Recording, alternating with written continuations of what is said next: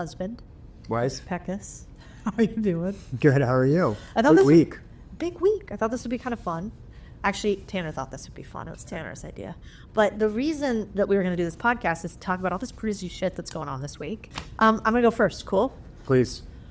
Book tour. Codie Sanchez is a financial expert who has more than 7 million followers across social media. She has a new book, the instant New York Times bestseller, Main Street Millionaire. Book is out. Top spotted hit was 91 on Amazon, which was sick. First author in the family. Main Street Millionaire, first author in the family. That's You're huge. right. That's a big thing to live up to now. That's pretty cool. We didn't sleep a lot this week. We went on all these Today shows, which was rad. I've had more face paint on than probably ever before. Also got an IV today while getting my hair done and makeup done, which was like peak too much, really. You know? Great. Overconsumption. Not great. But I thought we could hit some of the highlights because there were some cool things that happened this week. Like, first of all, met, I don't know, a couple hundred people who are part of our community, buying businesses, bought the book, had the biggest Barnes & Noble signing at this one Barnes & Noble in New York. I don't know about anywhere, which was kind of sweet. Yeah. Realized book signings take fucking forever. Long time. Yeah, I bet your hand cramp was like obscene next level. It was mostly like a mouth. Like I just didn't want to talk at all. You were on the whole time. You were engaging in conversation. Because they were cool. It was the cool people. I was proud of it. It was very Yeah, impressive. it was like every type of human represented there. Okay, but what I actually thought that I'd talk about is, do you know we outsold Martha fucking Stewart? No. Are you serious? Yeah, that bitch. You know who we did not sell, though, is Jordan B. Peterson. He beat us.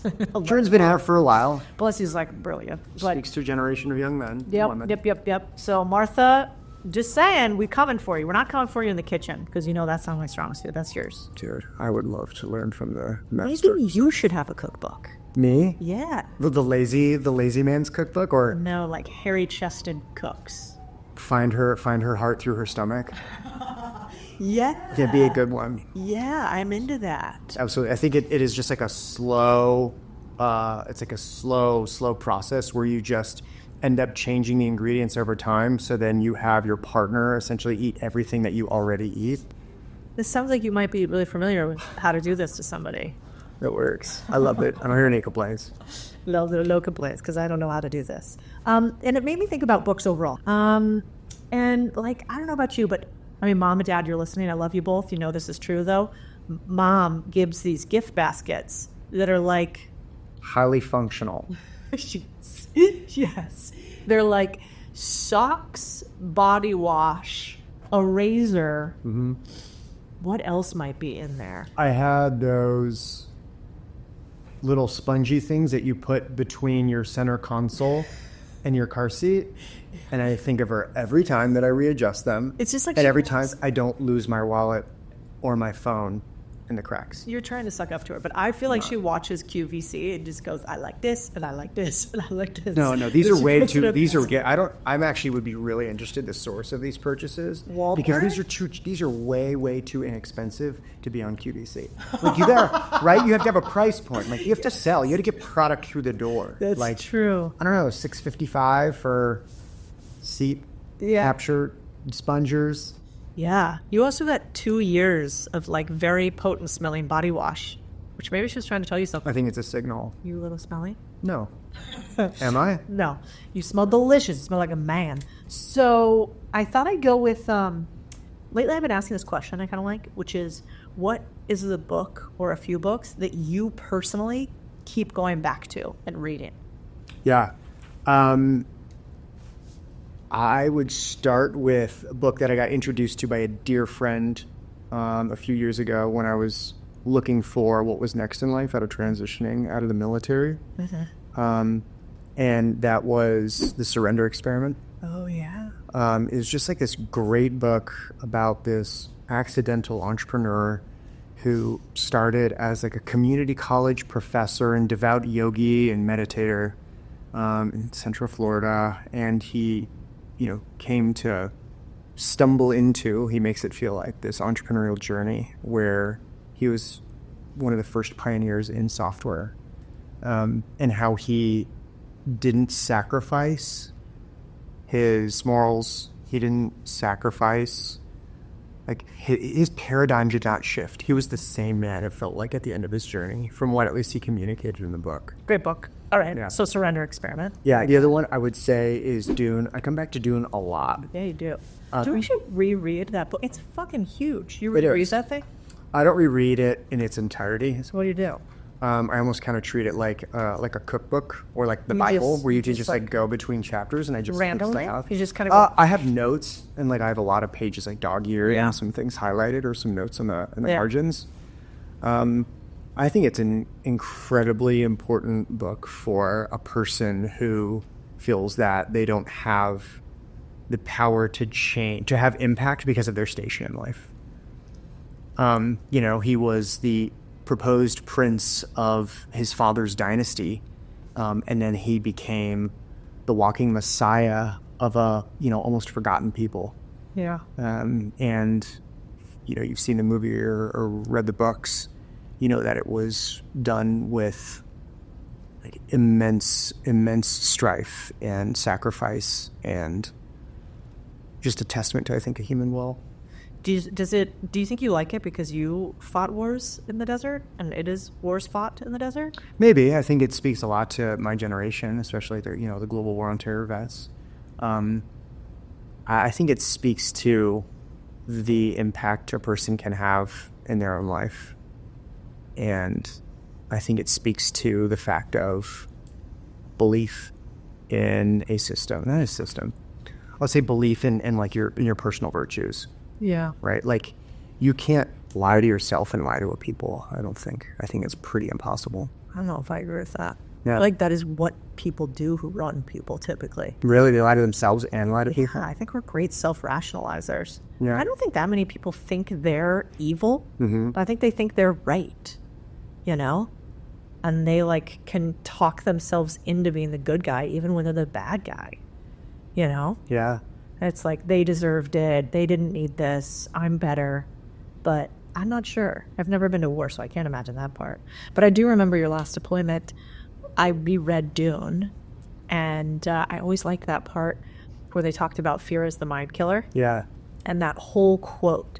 And I remember when I was hiking Mount Baker, and it was like that snowy whiteout or whatever, and we had the crampons, whatever the fuck those things are called.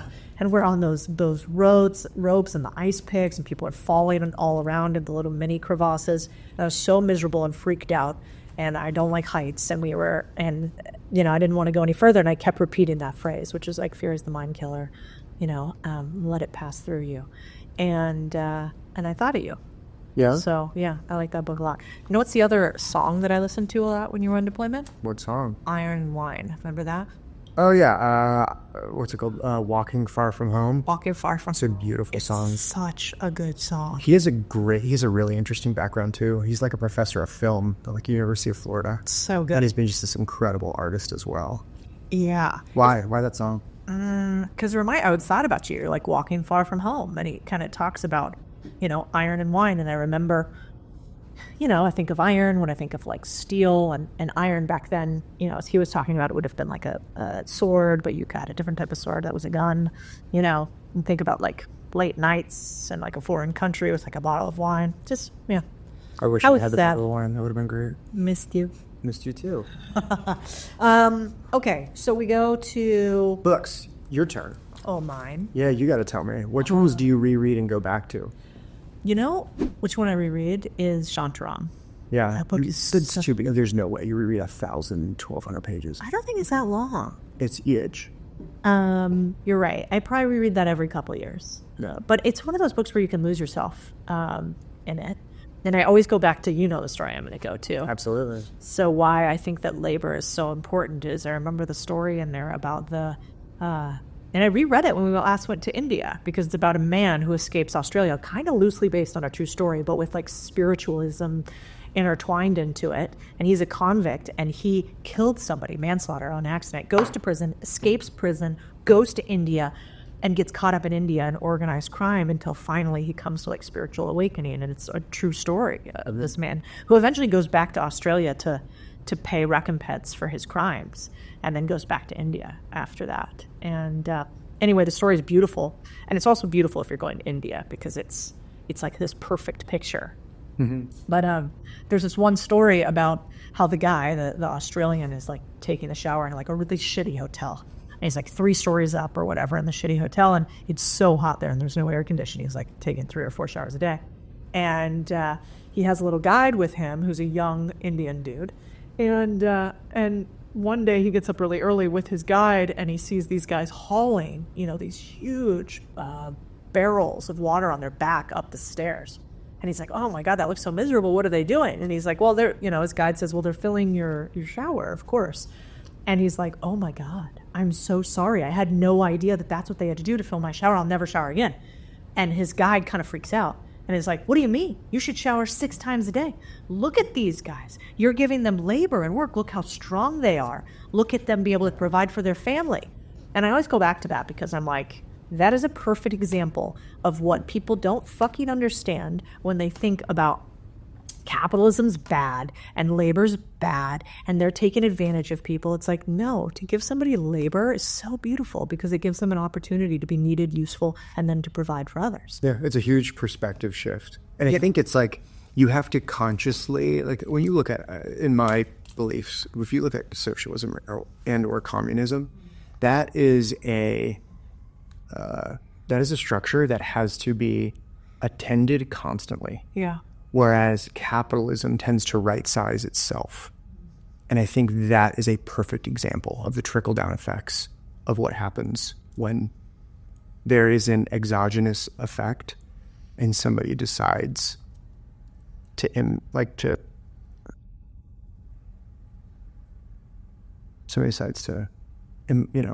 mess with the system. Yeah. Yeah. Basically good ideals, bad outcome. Yeah. Yeah, I agree with that. Well, actually, I was kind of thinking about that because this week, or was it last week, I had sort of tweeted about Juarez and my time along the border. Yeah. And I had talked about it before, but I think I got pissed.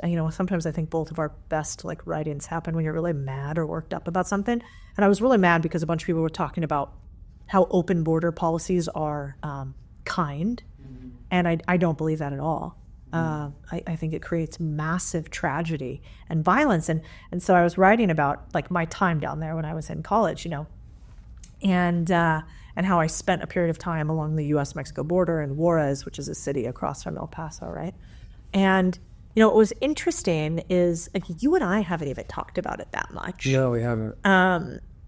But what made you go down there in the first place? I got a grant from the Howard Buffett Foundation. Okay, but what made me want No, it? but it's okay, so you get a grant, so you're I'm going to go cover narco trafficking on the border. Not I'm going to go track snow leopards, right? Or I'm going to study the,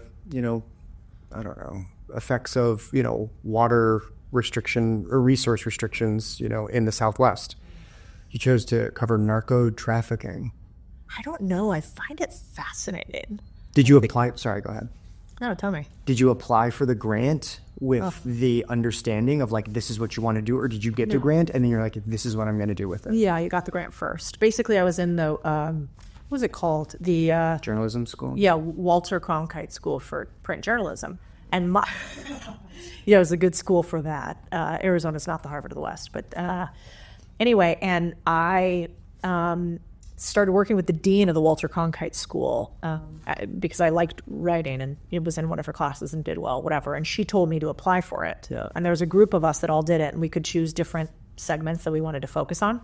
And I think that maybe it's similar to you in some ways. I find it fascinating to go and see people that I cannot understand. Right. I don't actually understand why someone would rape and mutilate a woman along the border continuously. I don't understand why you would want to be in a cartel with a bunch of other cartel members that are, violent and hurt you too and have a high probability of going to jail. That's just such a different world than me. Yeah. And I think part of me, I'm just massively curious about humans and the depths we can go to depravity and the heights we can go to, heavenliness. Yeah. And so, I wanted to see the full breadth of humanity.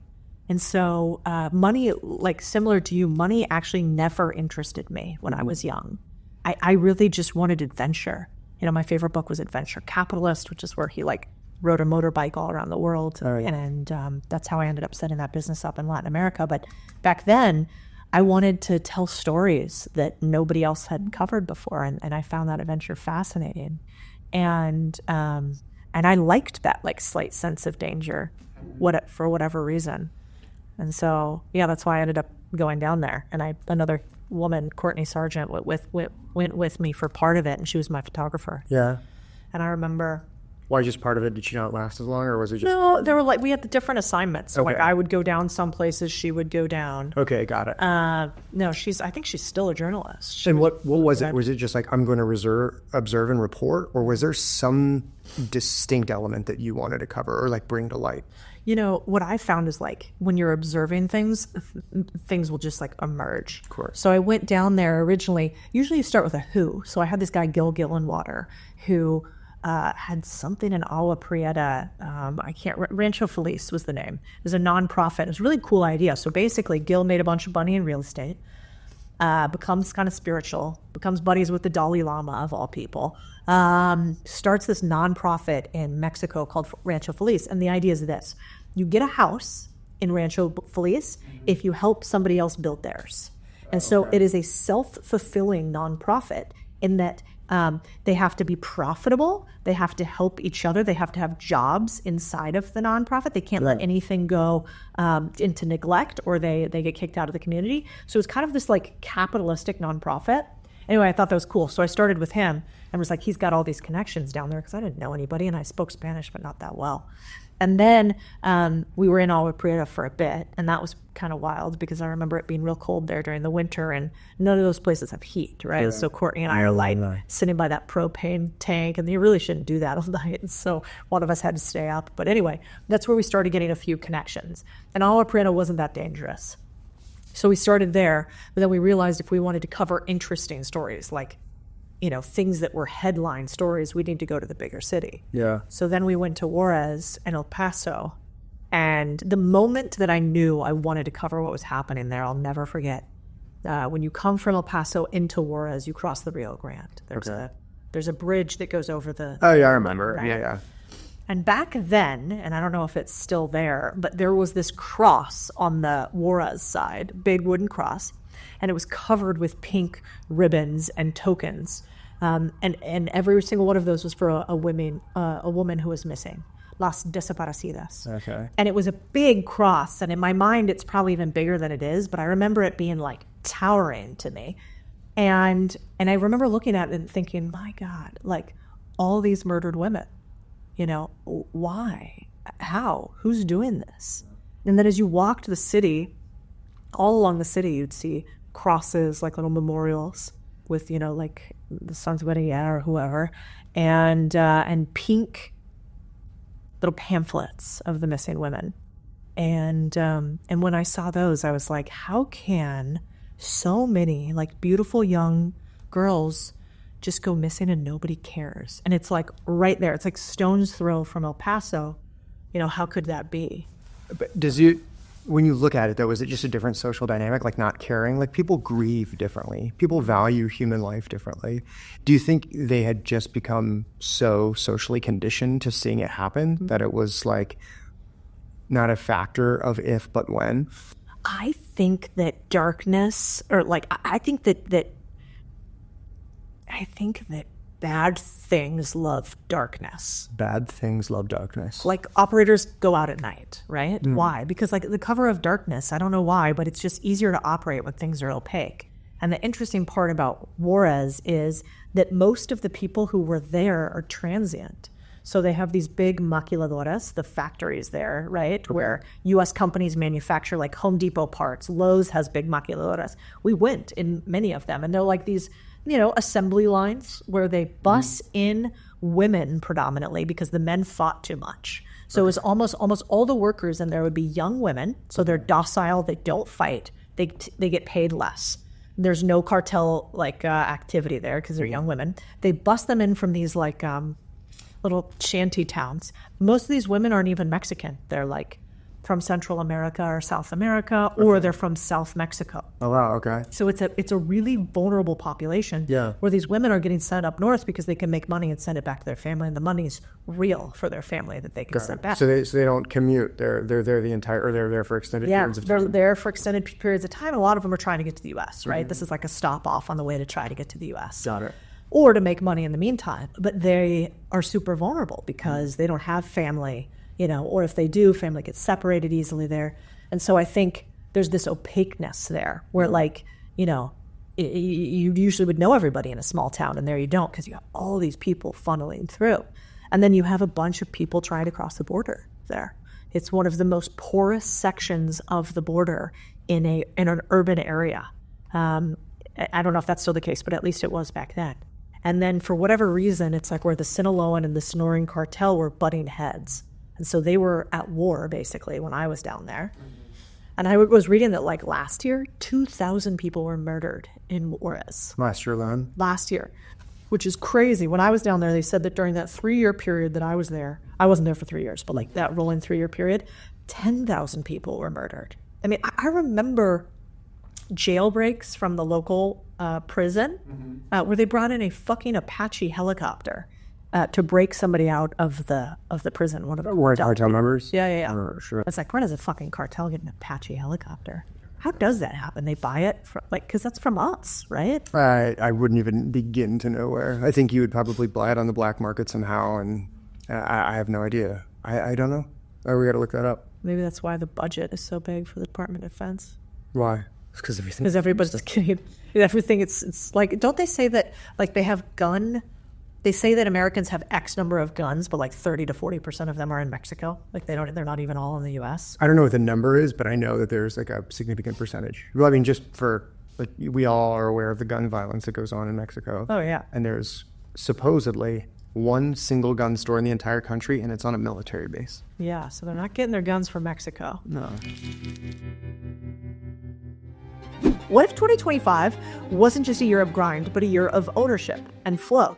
That's the idea behind my first ever 3-day virtual event this February. It's not just a conference, it's a movement, and it starts with you. Over 3 information-packed days, we're going to tackle everything you need to take control, from finding the perfect business to negotiating killer deals to building the mindset of a true owner. This isn't just a theory. We're bringing in laser coaching on real deals and sharing the exact strategies to spot opportunities everywhere. Here's the thing. This isn't about me. It's about Owner Nation, a collective of driven, unstoppable individuals ready to rewrite their futures. This is your movement and your moment to connect with others who are fighting for the same goal, freedom through ownership. No one else is doing this. We've never done it before, and I think it's the first of its kind. So it's your shot to be part of something bigger when it comes to ownership. Visit the link in the description to save your seat, and let's make 2025 the year we own it together. This week in particular, with the book and everything that's happening and this idea of like financial freedom, it takes me back a lot to where it all started, which is like a series of women who had no freedom and nobody cared about them, and they died brutally and they were completely forgotten. And so you think it's a matter of resources that solves it before ideology? Fuck yeah. I think money is protection, and I think money is freedom. Yeah. And why do we think that people who have less money have more violence committed against them? Why do they go to jail more often? I don't think it's because they are poor and bad. It is because they don't have as much protection. It's a result of the kind of the socioeconomic status? Absolutely. I think that saying of like, when you have something to lose, you are more thoughtful on it is true. Yeah. And so, yeah, it took me back to that, and I kind of want to go back to the border to see like what I remember and what's real, right. But so your stance on this is a little bit. So if I can just extract it a little bit more, is you think that the open border policy lends itself to more crime? It lends itself to more people being taken advantage. It leads to exploitation. Oh yeah. I mean, I remember you would just drive like not very far outside of Juarez, and the wall just ends. And you could just like hopscotch back and forth along the wall for fucking miles. Neftali Fuentes, a guy that I wrote a story about when I was down there, he had said he had crossed the border like 100 times or something like that. I imagine it's not even that much. I bet there's people who've done it thousands. Yeah. Well, probably, yeah. There had to have been. Yeah, and I don't know how it's changed, but like it was really common back then. And he would get like caught sometimes and shit, but like it kind of didn't matter. Yeah. And one side or the other, they were just kind of released regardless. Yeah. And they had a couple organizations down there that would help people in the interim. So you kind of get the same like starter pack every time you got back from the border. So you could kind of get yourself set up again in Mexico. But, I just saw such tragedy there because people are not kept track of, and there's so much transientness. And that, I think, is where a lot of terrible things happen. And like, where else in the world do you see the like hundreds and hundreds of women every single year being and murdered and left in the desert? Yeah. I mean, this happened for decades there. Right. And I think a large part of that is because there's a huge border crossing and there's all this friction. I mean, some of those deaths have to be because of things Americans have done too. And so, it takes me back there and simultaneously reminds me why it's so important that we all try to figure out how to get a little bit more freedom and protection. And, and I remember talking to a lot of the immigrants we would help them before border crossings and write some stories about there's a series of old folks homes down there. And so a lot of people would drop off their elderly citizens at these really derelict old folks homes before they were going to try to cross into the U.S. because they knew the elderly person wouldn't be able to make it. Yeah. And then you would send back money to try to take care of them. But a lot of times you would lose contact. They would, I met multiple people like Carmelita who hadn't seen her family in like 10 or 20 years. So she was like all by herself in this like derelict place and subsisting off of like nonprofit, cash. And no way. Oh yeah. So there's like essentially like generations, right? Because there's a lot of children getting sent over because they have to be cared for, right? Yeah. And then there's the adult or working class or working age of men and women who come over to join the the workforce here in the U.S. I never even thought about where the grandparents or where the elderly or where the first generations fall in line. Yeah. Back then, you could look at one of those stories we wrote about that won a couple awards was you looked at the U.S.-Mexico border, and what didn't make a lot of sense is as you looked at it, that the age demographic was really old. Like the border region was more red, if red represented old, than most of the country. And the reason why was because a lot of these people were getting left behind. They called them los abandonados, and they were the abandoned generation. And so we wrote a series of stories on that. I think we were the first to break that story back in the day. But the part that I feel pretty guilty about from when I was young and dumb was just how excited I was to get some of the awards for that story. Yeah. Like Las Desaparecidas stuck with me more because I saw. Because you're a young woman. Yeah, I'm a young woman, and I saw brutally murdered young women, and just those images and the smell of a morgue will never get out of my nose, like fully. But that had been sort of covered before, so like it was so new to me, but had been covered. But the generation abandoned, that had never been covered before. No, I hadn't heard about this before. I had no idea, especially living so close, relatively to the border. Yeah, and so. So when we got those awards, and I went and took them back to Ala Prieta, to the main person I wrote the story about, whose name was Carmelita, who was like 87 years old or something, but looked like 400 years old. I mean, these people, just the care is so bad. Yeah. I have 99-year-old grandparents who look 20 years younger than this woman. That's crazy. And I remember her saying to me, now that America knows about this, about us, you're going to help us, right? You're going to reconnect me with my family. And that always stuck with me too, because I was so young. I wasn't going to be able to help her. And it was like, no, I know this is wrong. I know we could help, but we're not going to. What do you mean you could help? Like us as a nation, or you and us as a nation, me individually, maybe, like people, citizens, I don't know, like any of those answers. But one, that wasn't what a journalist was supposed to do. I covered. Yeah. I didn't influence. And then two, I knew that even though I wrote the story and we got all these awards, nobody was going to do anything different. Yeah. Isn't there like a law in journalism where like don't intervene in nature? Like you see some of these incredible photographs, striking, I think is a better word, right? Where there's a young malnourished child getting circled by vultures, right? Or there's, you know, the famous one in Vietnam, right, where they're executing men on the street. I mean, a photographer's just snapping shots. And I mean, there's countless others. Like, is that like a rule? Is that like an unspoken law? Is it, I mean, you're supposed to be the quiet observer. You know, you're not supposed to, at least that's how I was taught. You were supposed to be the one who documents, not the one who does. And it's easy to become a target then, because you choose a side, maybe. I don't think that's it. It's that it's what's happened to journalism today. It's like But they choose sides though in journalism. That's what I'm saying. But that's what's wrong. I think is it sounds better for you to. It sounds valiant to choose a side and to say this is what I believe and I'm going to do this, and I understand why people would do that. But I think if you are a journalist, you know, your job, in as far as I thought it was to tell what you see and really try to remove yourself. I remember the dean who edited all of my pieces would ridicule me for the first or second drafts because if there was any opinion in it, she was like, you are not, this is not an editorial. You are not an opinion writer. You are there to observe and document and tell the stories factually to what you see as humanly possible and nothing else. That's so striking.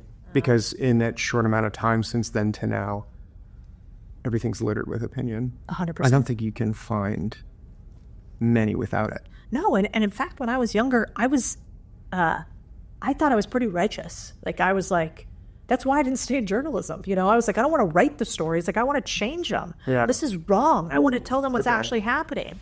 And that's how I felt at the time, especially as like a young person so influenced by this. And she was like, this is not the playground for that. Like, if you want to do that, that's somewhere else, but it's not here. Yeah. And I think that's really important, you know? And kind of to your point, even like the nature photographers, when there's like a little, you know, animal about to get murdered by something, it's like, it's the circle of life. You're not supposed to intervene, but that feels wrong somehow. No, I think intervention's also top of mind considering what just happened a few hours ago. Yeah. Right? With Daniel Penny being acquitted. Oh, yeah. I mean, I think there was a generation of young men hanging on by a thread to what was going to happen on this. Yeah. I mean, to hear, you know, he was a service member, and to hear, like, I mean, just as a young man, what happens when you see, like, violence or purported violence or threats, and then you're disincentivized from intervening? I mean, like, it's insane. I mean, you hear these stories like our, you know, our friend in the security world, Spencer Corson.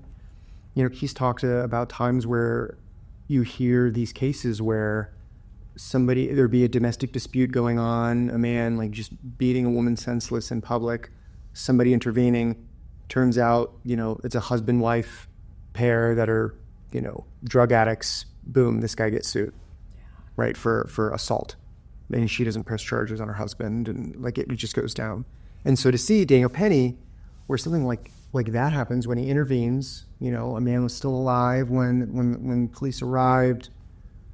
Whatever happens at the scene of the incident, but at the end of the day, person protecting other people intervenes, and you know, we put him through this incredibly difficult process. I know. What are we telling people who help other people? Yeah, I would love to see like a movement for like a Daniel Penny law where it's like give some protections, afford some protections to people who intervene. And I mean, I know that would probably get tricky from the legal side of the house because there's so many nuances and variables. But I mean, from a base level, at least now, I think young men are now saying, okay, opt out. Well, now opt out. I don't know, because after this judgment, I think now it's like, okay, I'm not completely lost. That's true, but I guess they put that guy through hell.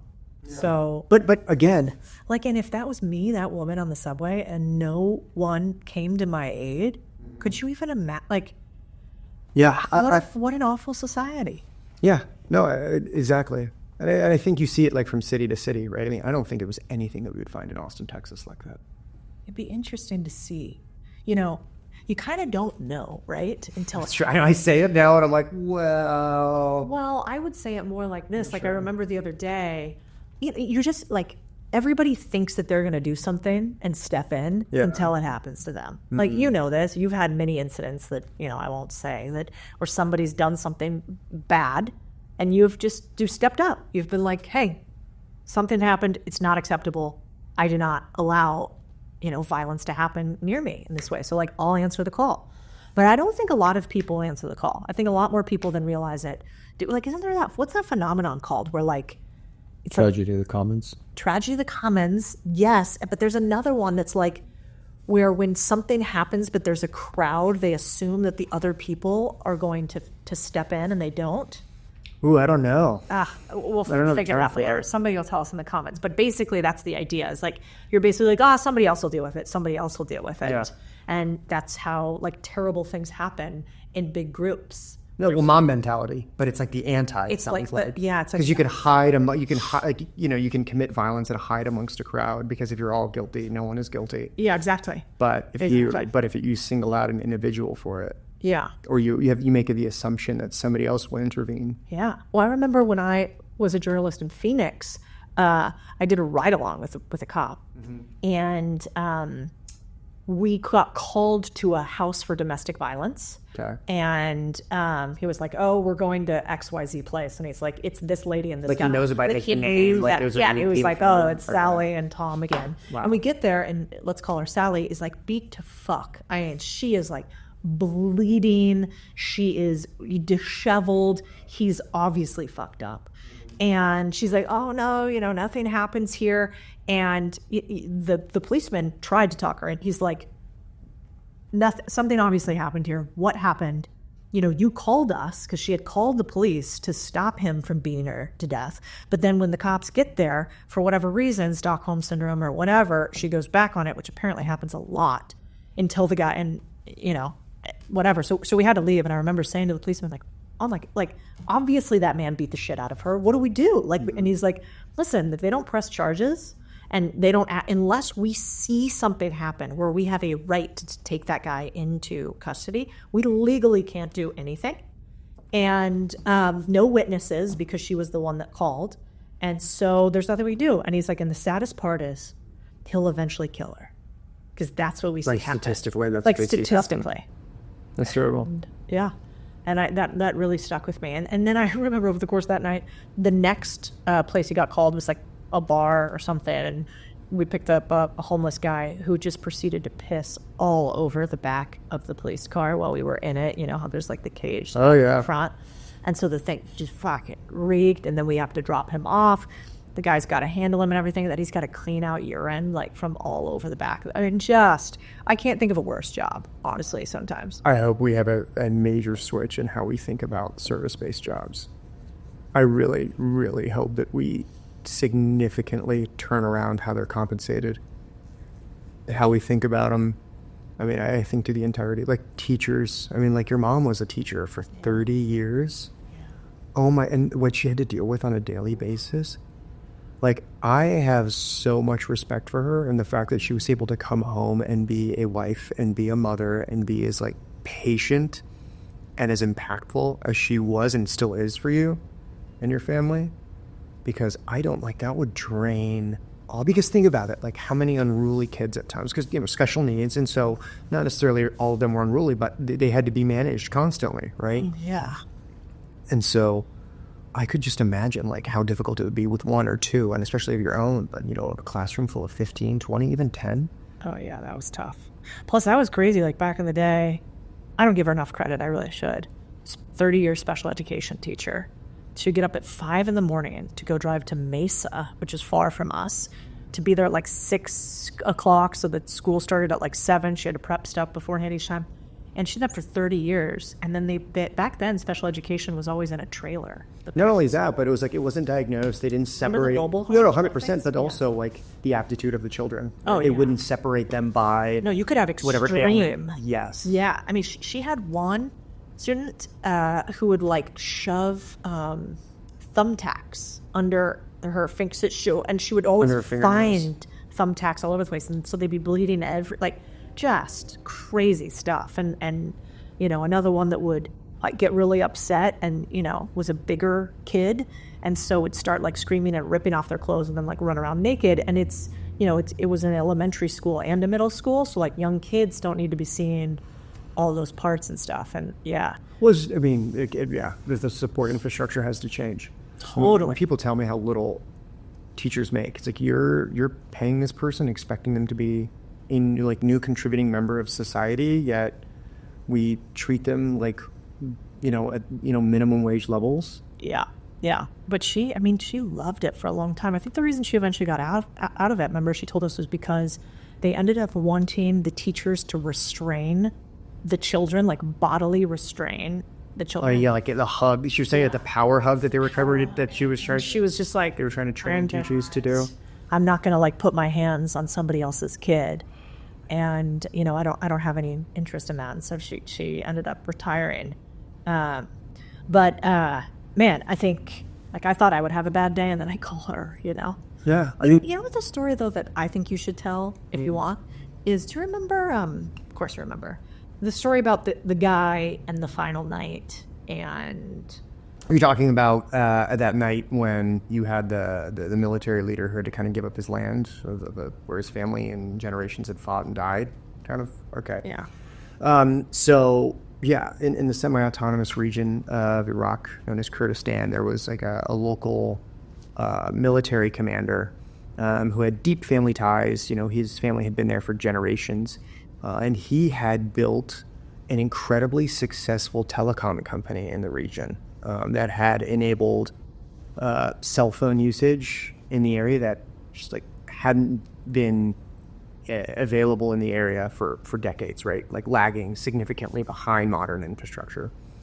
And he was a Peshmerga leader, and the Peshmerga is the fighting force of the Kurds, and each man participates in the Peshmerga. It's like compulsory service, but it's like 10 days out of every month. I mean, it doesn't matter what walk of life you come from. You serve in the Peshmerga. And he had been a commander for the area, incredibly well respected, incredibly well regarded. And this was during the counter-ISIS campaigns. And later, Iraq War, Operation Inherent Resolve. And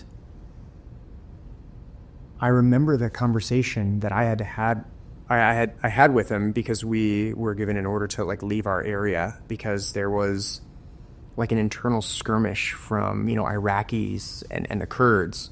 And essentially this was towards the end of the conflict with ISIS, where they were declared military defeated in the country of Iraq. And the Kurds and the Iraqis, have butted heads for a really long time. They've had a lot of disputes, and that's like a nice way to put it. If you go back and you look back on what was done by Saddam Hussein against, an entire ethnic generation, it was just awful. Kurds. Yeah. And when you have a conversation with this man, these are other people that he had fought with side by side for the last few years. The Iraqis. Because now the Iraqis, the enemy of my enemy is my friend. And they had a common enemy in ISIS. And I think the hope always was that these two groups would hopefully find peace, right, in their want for a peaceful, to rebuild Iraq. Mm-hmm. And so this man who wielded incredible power, who had incredible influence, extremely wealthy, just sits there the night before we leave and talks to us about how this is just an accepting factor of history in the area. Because what is an accepting factor? Because the Iraqis were pushing the Kurds further away back into, traditionally older Kurdish territories, areas that they had like bled and fought and defended, so that ISIS didn't, move eastern from, Iraq through Kurdistan all the way to the Iranian border. Like they had held their position, they had fought them off.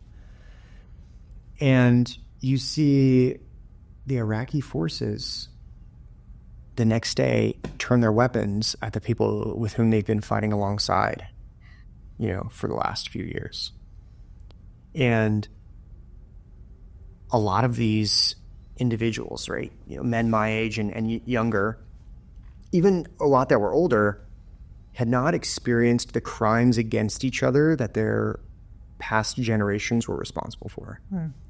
And so it was, a blood feud. It was, we were bred and born to dislike one another. And I mean, there's a ton of politics and ethnic dynamics that are at play, but you have this incredible helpless feeling because you spend time and lives and resources thinking that people change their ways, or at least the course of history might alter slightly instead of reverting back to what it's been, because there was the defeat of a common enemy, right? There was like a common goal achieved with one another. So basically, the Peshmerga and the Kurds helped the Iraqis defend against ISIS for years. For years. And the second that ISIS becomes eliminated, the Kurds live on really valuable land. Yeah. A lot of resources. Yeah. Some like I think And the Iraqis come in and they take everything back from them. Yeah. So they wouldn't fight the hard wars. They let the other guys die No, for them. they fought the hard wars. They absolutely did. I mean, the Iraqis lost a lot of lives, taking back Iraq from ISIS.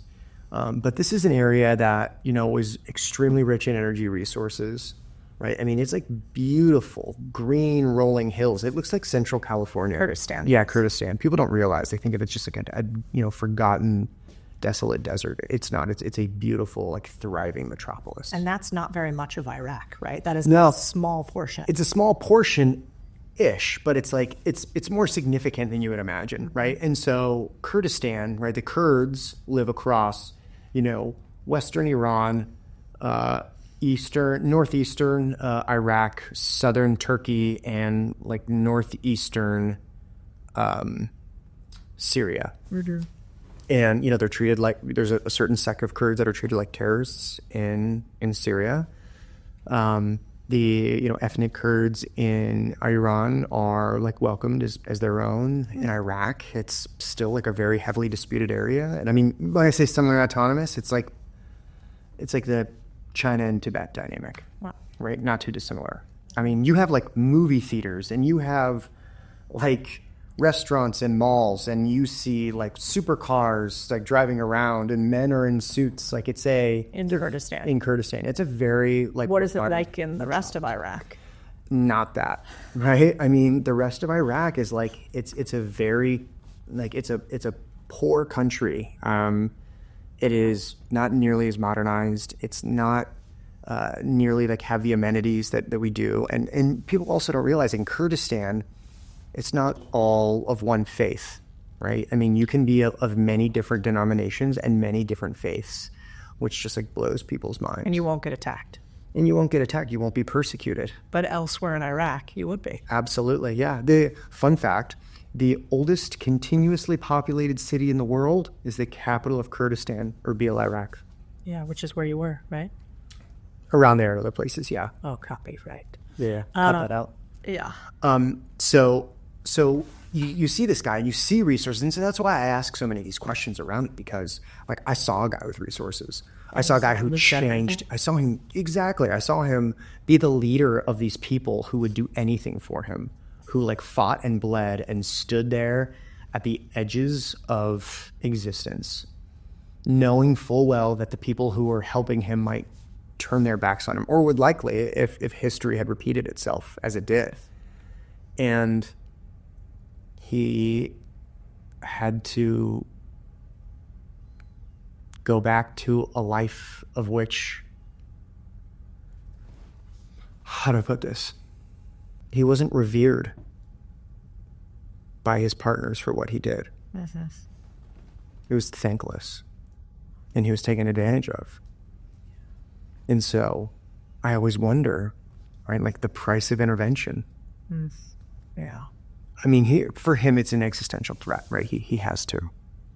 But at least for just once, had somebody allowed him not to live that fate. Just tough to see.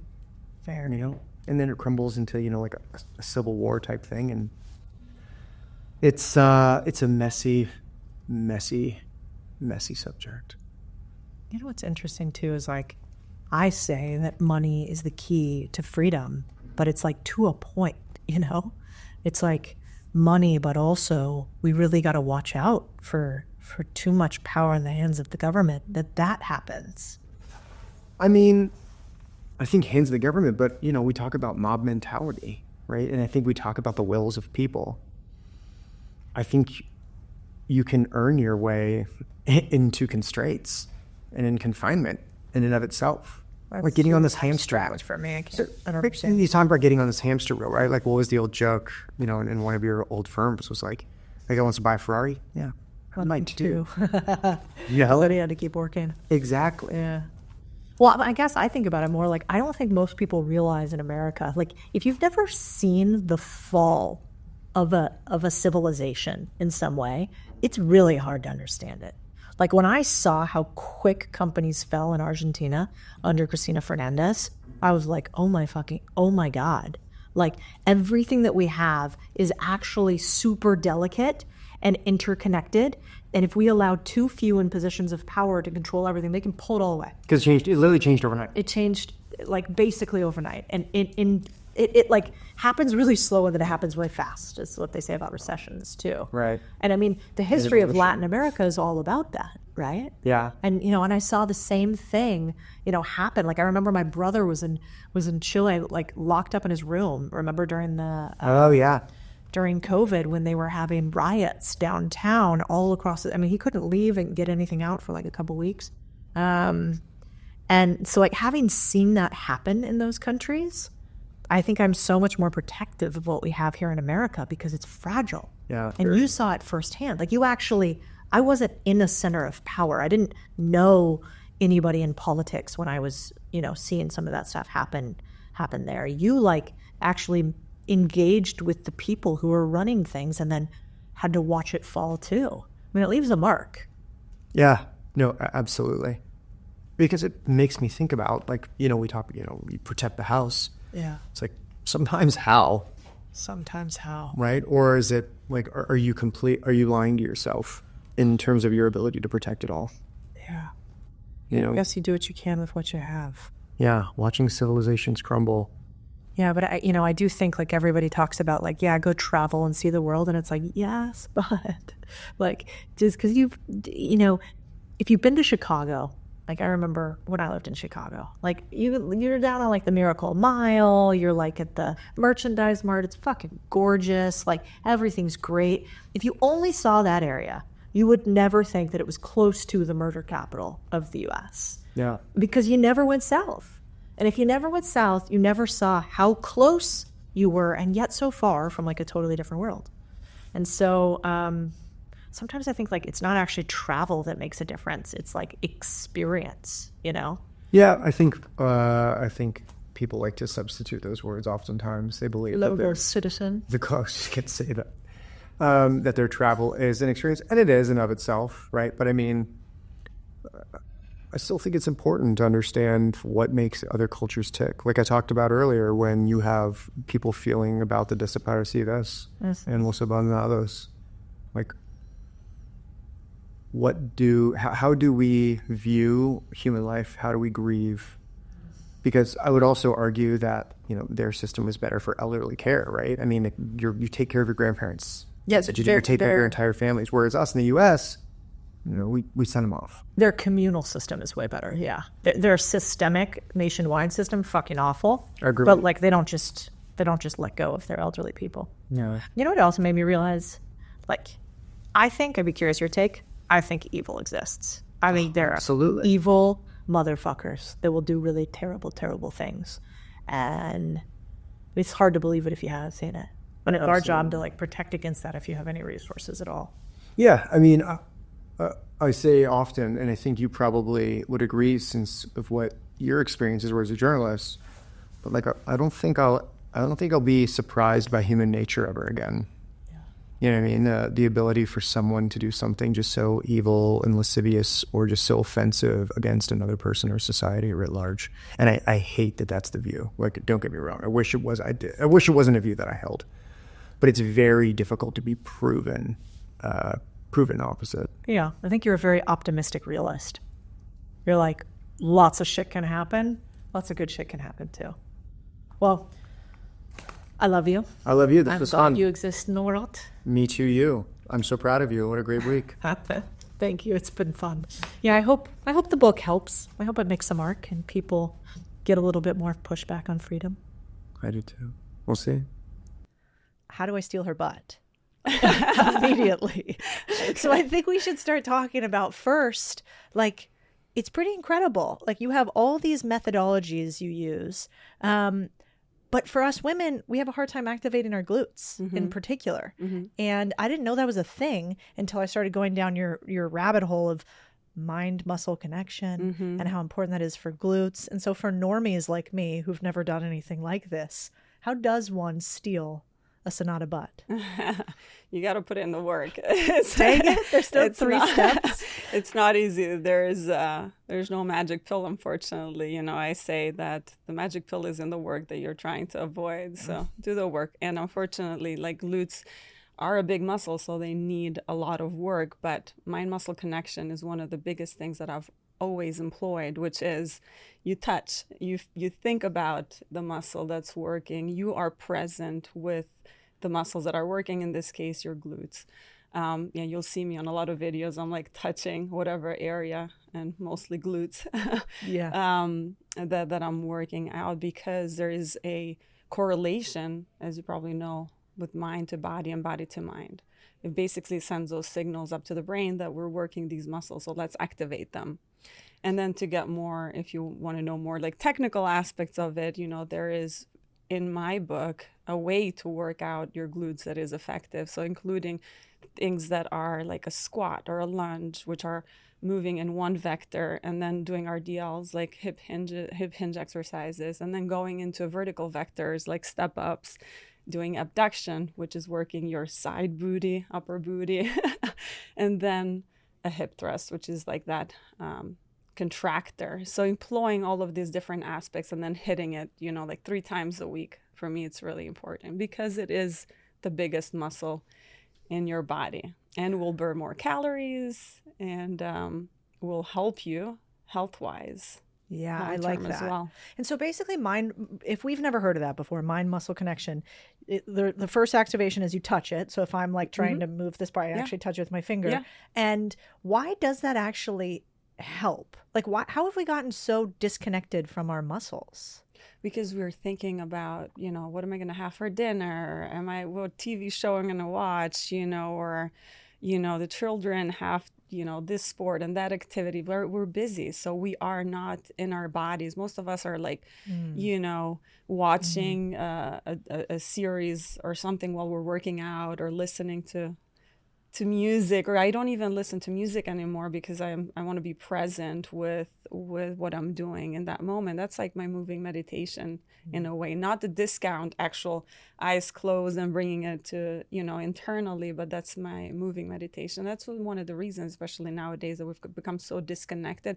But there's also a chemical process, if you will, that happens when you do actually touch. All of a sudden your brain is like, oh, that's being worked. Like, it's actually a chemical process that's occurring as well, not just a woo-woo that I'm touching them. Like, yeah. Look, running a podcast or any content operation is a grind. The editing, the clipping, the captions. It's enough to make anyone quit before the fun even starts. Enter Riverside.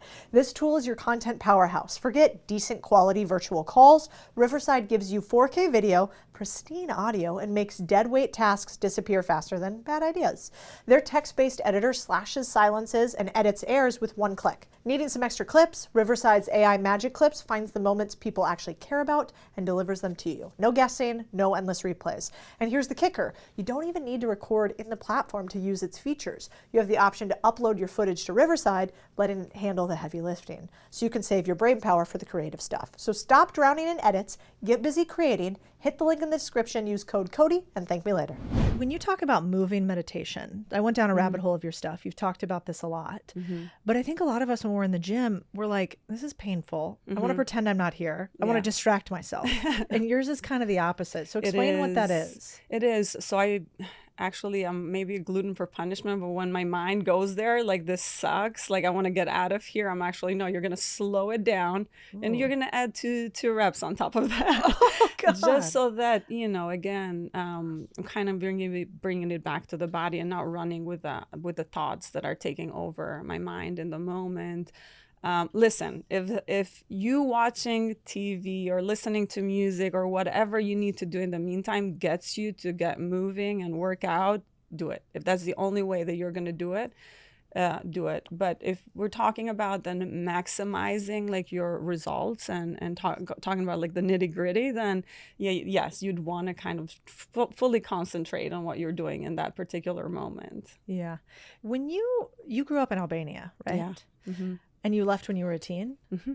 Yeah. Were you into fitness and kind of the same Sonata there that you are here, or did something change? Yeah. I've been an active kid, so I've always been like on trees and, you know, climbing to get like the ripest fruit, which I saw some tangerines outside and I stole a couple. You did it right now. I did because it just, I don't know, it brings back like such good memories of that part of the childhood. So I've been an active child, but I didn't excel at sports. I played every sport imaginable, but I wasn't like an excellent athlete because I think one of the things there is that when I got into the sports, like as a teenager, it wasn't for the right reasons. I just wanted to work out, be as skinny as possible, as thin as possible. So it wasn't like I want to be just a good athlete. And now it's become to like I want to be the best athlete that I possibly can at this point in my life. But yeah, that was an active child, super active child, to now doing what I do. What's Albania like? I've never been. What was it like growing up there? So Albania was a communist country at that time, where when I was born and well into like my early years. It was tough. It was waiting in line for ration food, placing, you know, a water bottle in a very long line of people to claim your spot so you would get your ration food. And then with the turning over of like communism to democracy, quote unquote, that also presented a lot of issues. There was a civil war that broke out. You know, I would stand in line for like, I mean, it sounds surreal sometimes, right? For a loaf of bread and being like passing out, being elbowed by adults because, you know, you had only a limited amount of food that was being distributed at that point in time. So you just had to fight for it, literally like survival, like literal survival. So yeah, that even though, you know, my mom was a professor, my dad was a doctor, you are slightly better off than other people in the sense that, you know, my dad would get extra payment in the way of a sheep or or some chickens, you know, so sometimes you'd have that little surplus, if you will. I can remember like as clear as day, like the first can of soda that he brought home because somebody had gotten it from somebody that gave it to him, literally like a can of soda that me and my two younger sisters split into 3 little espresso cups, and I can still taste that in my mouth. And yeah, so it that's very different than LA today. Yeah, it is. And like living this reality right now where, you know, I'm training Kim Kardashian, and I have a couple of businesses that I run, and I would say, yeah, like a very successful individual, like that almost seems like whose life was that? But it was very much my life. Do you remember like the line? Do you remember the lines? Do you remember those moments? Oh, they're like, I keep getting chills. As I speak about it. But yeah, you get me emotional. Yeah, I remember the lines very vividly. I passed out in one of those lines, like, you know, waiting for bread and in the dry heat of Albania, probably 8-10 years old, you know. Oh my yeah. God. And were you there by yourself with your family? I was the oldest of 3. 3 girls? 3 girls. So wow. I a lot of the time assumed the responsibilities of the household. I was like, I consider myself as like the boy of the house. You know, I was that tomboy that I wanted to protect and to care for the family and for my sisters and my mom. I forget the question. No, it was a beautiful answer. Yeah. Do you think that's part of the reason why you care about being so strong now? Is that? It is absolutely one of the main reasons why I okay, I thought we were going to talk about business. I started with a butt, and now I'm talking about bread lines. But it's truly, you know, it's so multifactorial. It is, you know, caring for my sisters, my younger sisters. It is caring for my mom, who had a very, she had me at 19, you know, and a child very much herself, who was dealing with her own, you know, history of anxiety and whatnot. And to have a kid that young, you know, I had to at times be her parent as well, you know. So I think that's one of the main reasons why empowering women to step into their strength and really embody who they're supposed to be at their fullest is so important to me. That it also makes sense why you've attracted these millions of people that follow you online, because it's so much deeper than aesthetics. I mean, I had followed you, and you know, you are a very strong woman physically, but going through that mentally and emotionally at such a young age, incredibly rare. How did you guys get out of Albania and get to the US? It was at the height of that civil war that I was talking about. It was, and this is where it was Albanians versus, there was like, it was Kosovo that went to, you know, like Serbia went to war with Kosovo. Actually, it was, take a step back, it was a little bit before that. It was like 2 years before that, if I remember correctly, where this like civil unrest, people broke into the armories where they hold, is that the armories? Where they hold the guns and everything, weapons, and they were literally just shooting at each other like targets, like, you know. And it was racial based or religion based. It wasn't anything. It was just a rebellion against the government, against there were some pyramid schemes that went on that stole people's money. So it was just like, I mean, you know, I was young at the time, so the full story, you know, but it was, though, those are like kind of the main components. It was just a turnover from communism. It was just something that had built up over that time. So like that, the pyramid schemes, and then so yeah, people were just literally shooting at each other, or were making targets of something, like, you know, can you make that shot? So I remember clear as day when that started, like going under the bed and like hiding for cover, because it was just it was extremely scary. I don't even know how all of us in my family made it out alive.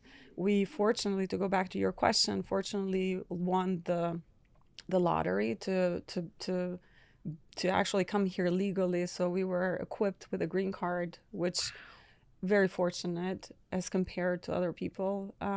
So right away we had the green card.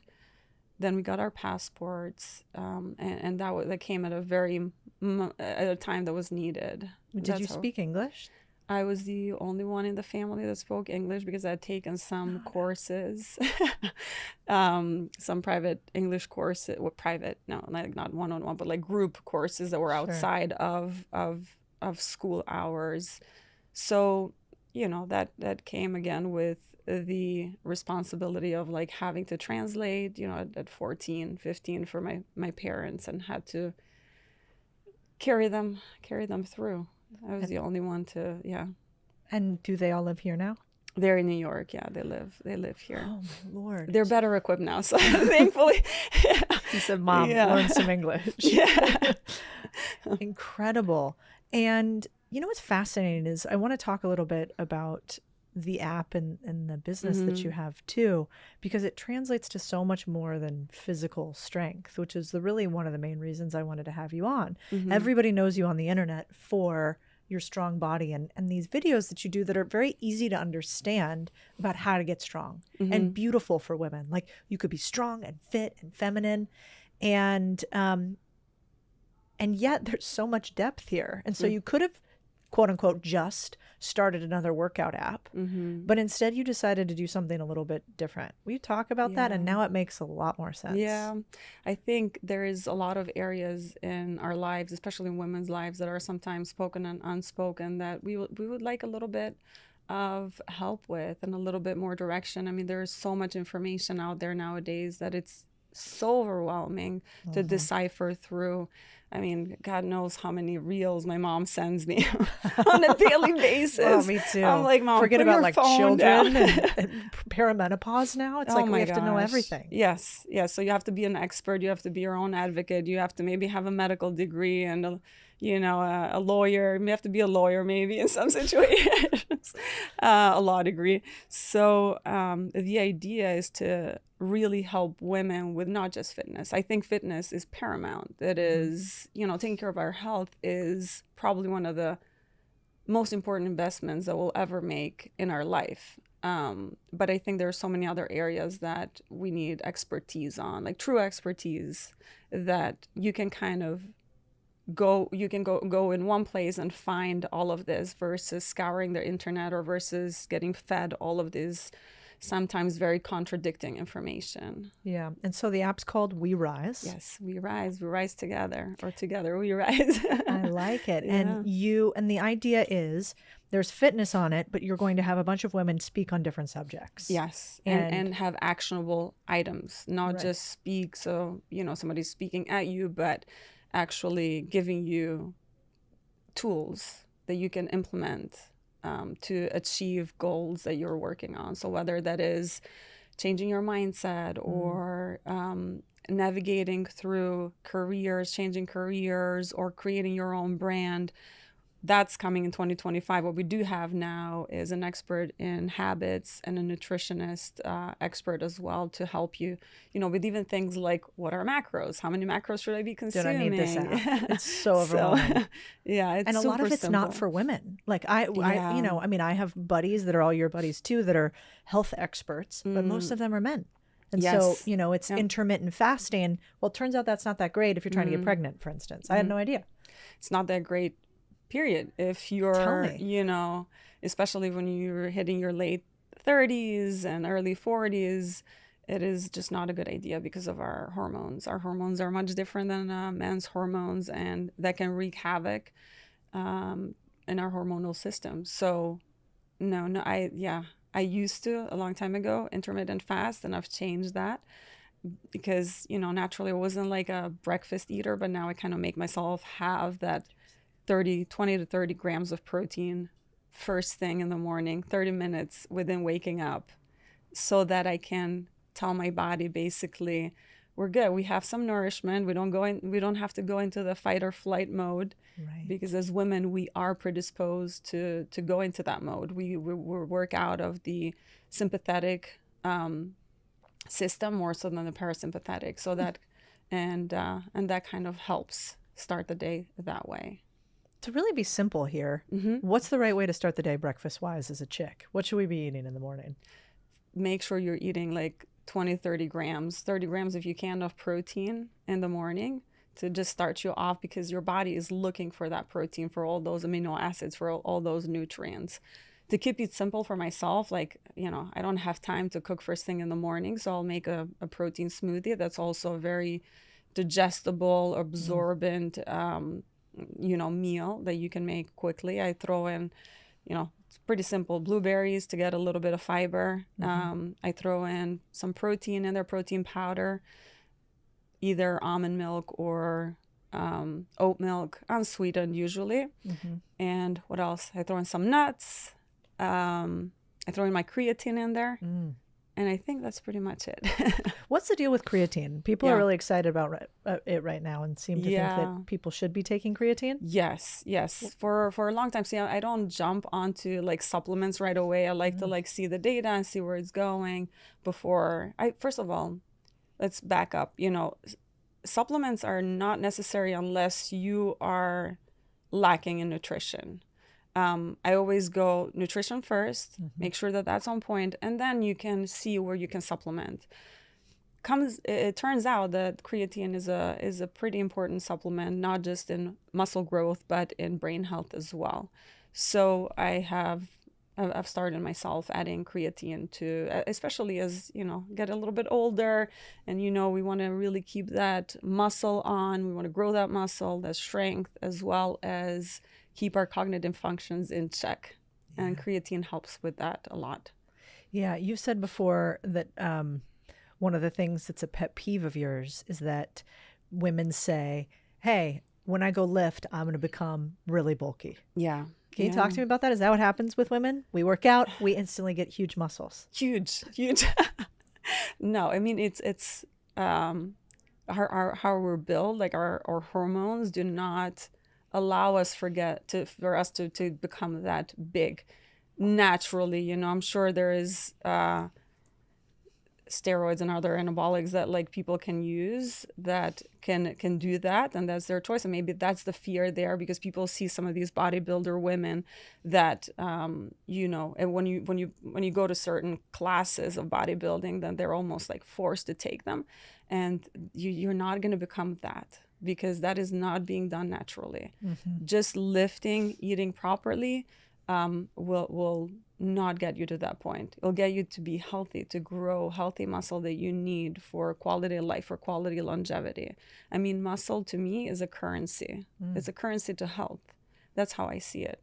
And it used to be, again, how can I be as thin as possible because of these thin models? Now I'm like, how can I put as much muscle as possible while I can, so that I can prevent anything that might be detrimental to my health down the road, Yeah, it seems like more women are working out these days with weightlifting, but it's still not that common. Like, of my girlfriends, maybe 10% I can think of actually like to lift.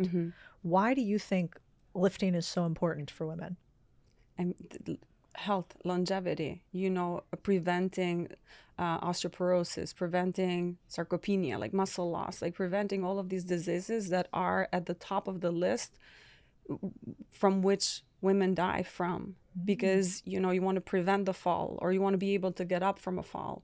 And those are and weightlifting, it's so important to do right now, or wherever you're at, whatever point you're at. It is so important, whether you're in your 20s, but then it becomes even more important when you're in like 30s and 40s and 50s and so on, to lift relatively heavy, I would say, with great form.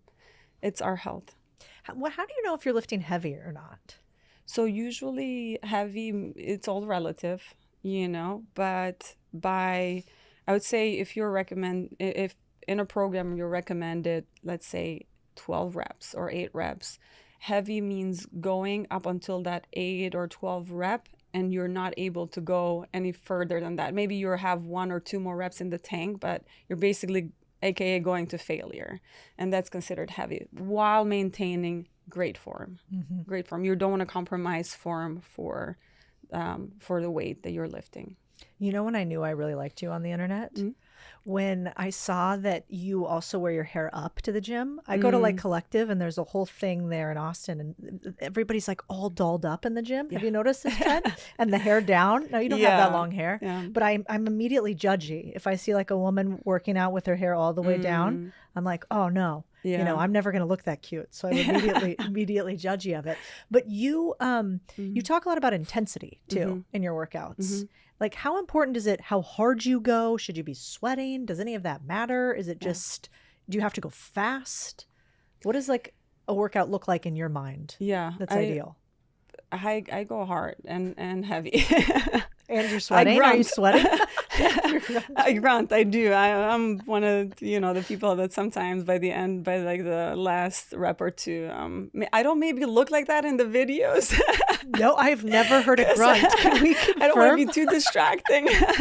I do breathe heavy, but yeah, I think intensity is as important as like lifting heavy, And then when it comes to intensity, are you talking about like when you're lifting heavy, or are you talking about like high intensity, like training, interval training, or all of the it? above. Yeah, my Yeah. husband always says that you can't, like, I go to the gym and I do the reps, but I'm probably not going as hard as I Yeah. should. Maybe not as heavy, maybe not as Yeah. fast, maybe Yeah. too many breaks. Well, breaks. Fast, you don't have, slow is fast and fast is slow. So like lifting slow actually will help you with that mind muscle connection even further. So slow down the movements and then think about touching, feeling, thinking about the muscles that are working. So you don't have to go, don't go fast, go slow. When it comes to, yes, most people don't lift as intensely as they probably can because they're afraid, again, especially women, of bulking. And I would say test yourself, test what that 12 rep to failure is. Like, how close are you to that? Like if you're doing, say, bicep curls, or if you're squatting, can you do 20, 30? Then you probably need to say it's time. Too light. It's time. It's too light. Okay, fine. You've talked about, you train Kim Kardashian, which maybe a few people know on the internet who that is, and other Just a few. just a few, and other 350 something million. wild. Also, like, ultimate businesswoman. Hopefully I didn't get that wrong. I think she's fine. I think she's doing good. But incredible businesswoman, as are you too. What is it? How did that start? Like, how do you start training celebrities? How do they find you? What is that like working with celebrities? She found me. She slid into your DMs? She slid into my DMs, literally. Well, not her, but her people. Her people initially. I've had the honor and the pleasure of working with a few celebrities, including a queen of a country. That's wild. That was wild. Yeah, very wild. And she's still a really good friend to this day. But surreal. Yeah, they approached me because I was never in the business, if you will, of training celebrities. I never even thought that, this little old me could do that.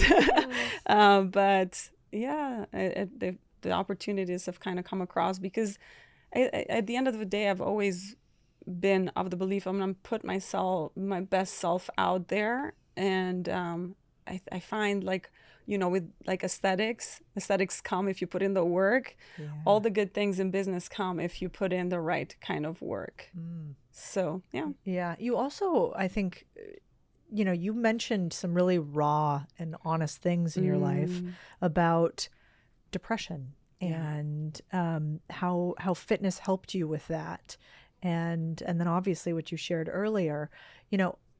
What happened before? Were you depressed, and did fitness help you get out of it? I found out later in my life that I have a genetic predisposition to that, and I guess you could have realized that by seeing that my mom suffered from anxiety, and I guess you told me that her father also did have. So, you can see kind of a pattern, but that I got genetic testing done and it was confirmed. So, yeah, I did as a teenager. As a young child, I don't know that I can see any of the things that I suffered from when it came to like my teenage years. So it probably was a compounding effect and of like being in a new country and having to take the role of a parent in some ways. And then this genetic predisposition, which I don't know if there is any data out there or any studies that show that maybe it creeps in at a certain point in your life, maybe with your hormones changing and now you're a teenager and that kind of gets activated, if you will. I have no idea how that plays. But I did go through anorexia at the time too. So it was kind of everything kind of fell on my lap at the same time. And working out, strength training in particular, was my way out of all of that. Did you find it? Like, how did you go from anorexia and being depressed to like pulling yourself out of bed and deciding to move? That takes a strong human. sometimes I do question like where I find this. It must be like some place that I'm pulling out from, because yes, you have this kind of like two very opposing realities. This things that just want to keep you down, and then this like very crazy drive at some points, which I think I have. But I knew that something was wrong. So I,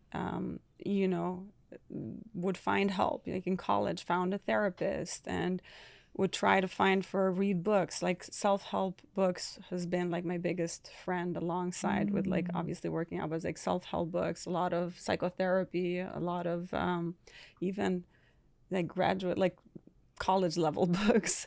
For some reason fascinated me. Maybe I have a fascination with the brain and the mind and how it works. So it was kind of like a loop, maybe, help yourself to get out of this situation. And that I did. And plus I had catalysts, like an amazing primary care doctor at one point where she was running marathons, like, I don't want to say every month, but at least every like quarter she was running a marathon. She was like in her 50s, and it was incredible shape. And that was like kind of the starting points, like, Sonata, just run, just go for a run. That's what your doctor told you? Yeah, just go for a run, because other, you know what happens.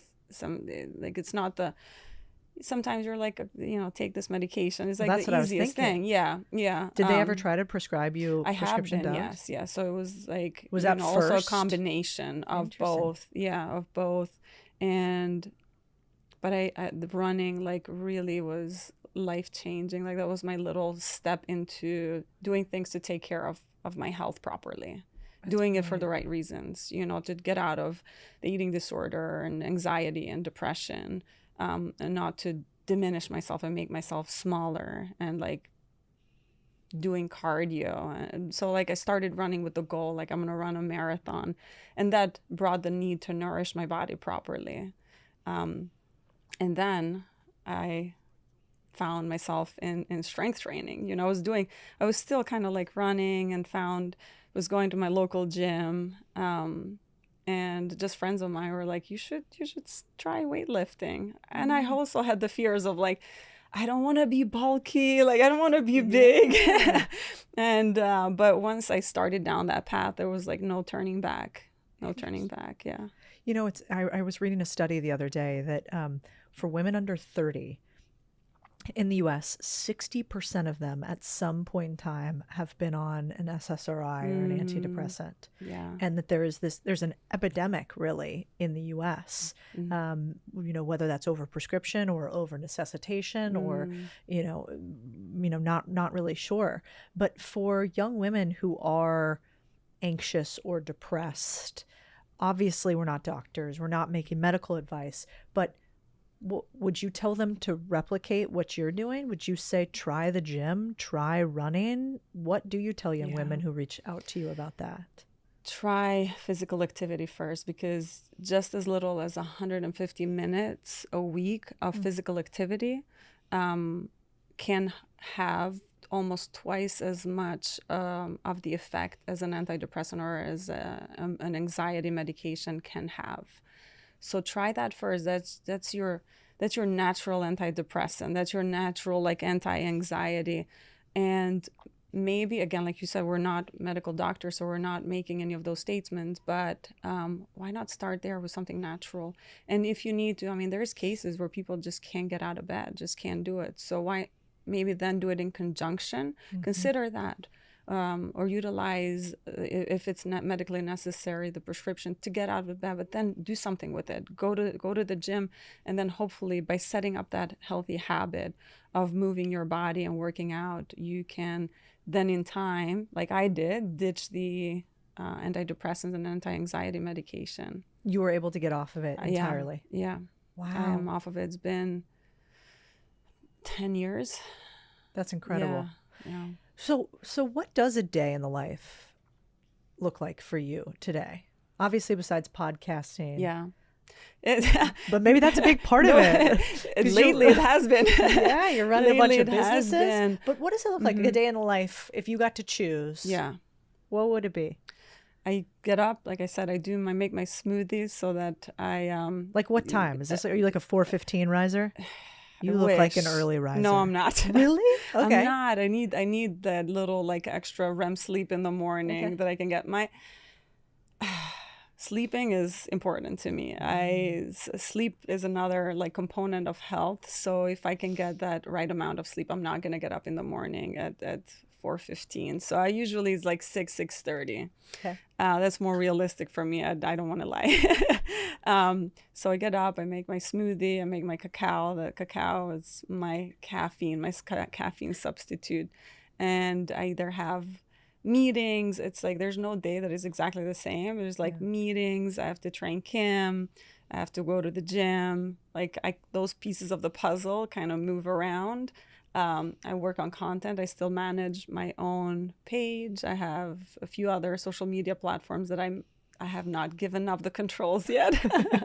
I manage it. I put the content together. I added the content. So all of what you see is done by me, unless it's something from the We Rise or Zentoa, which is the clothing brand page. I've just finally the past few months decided to give up.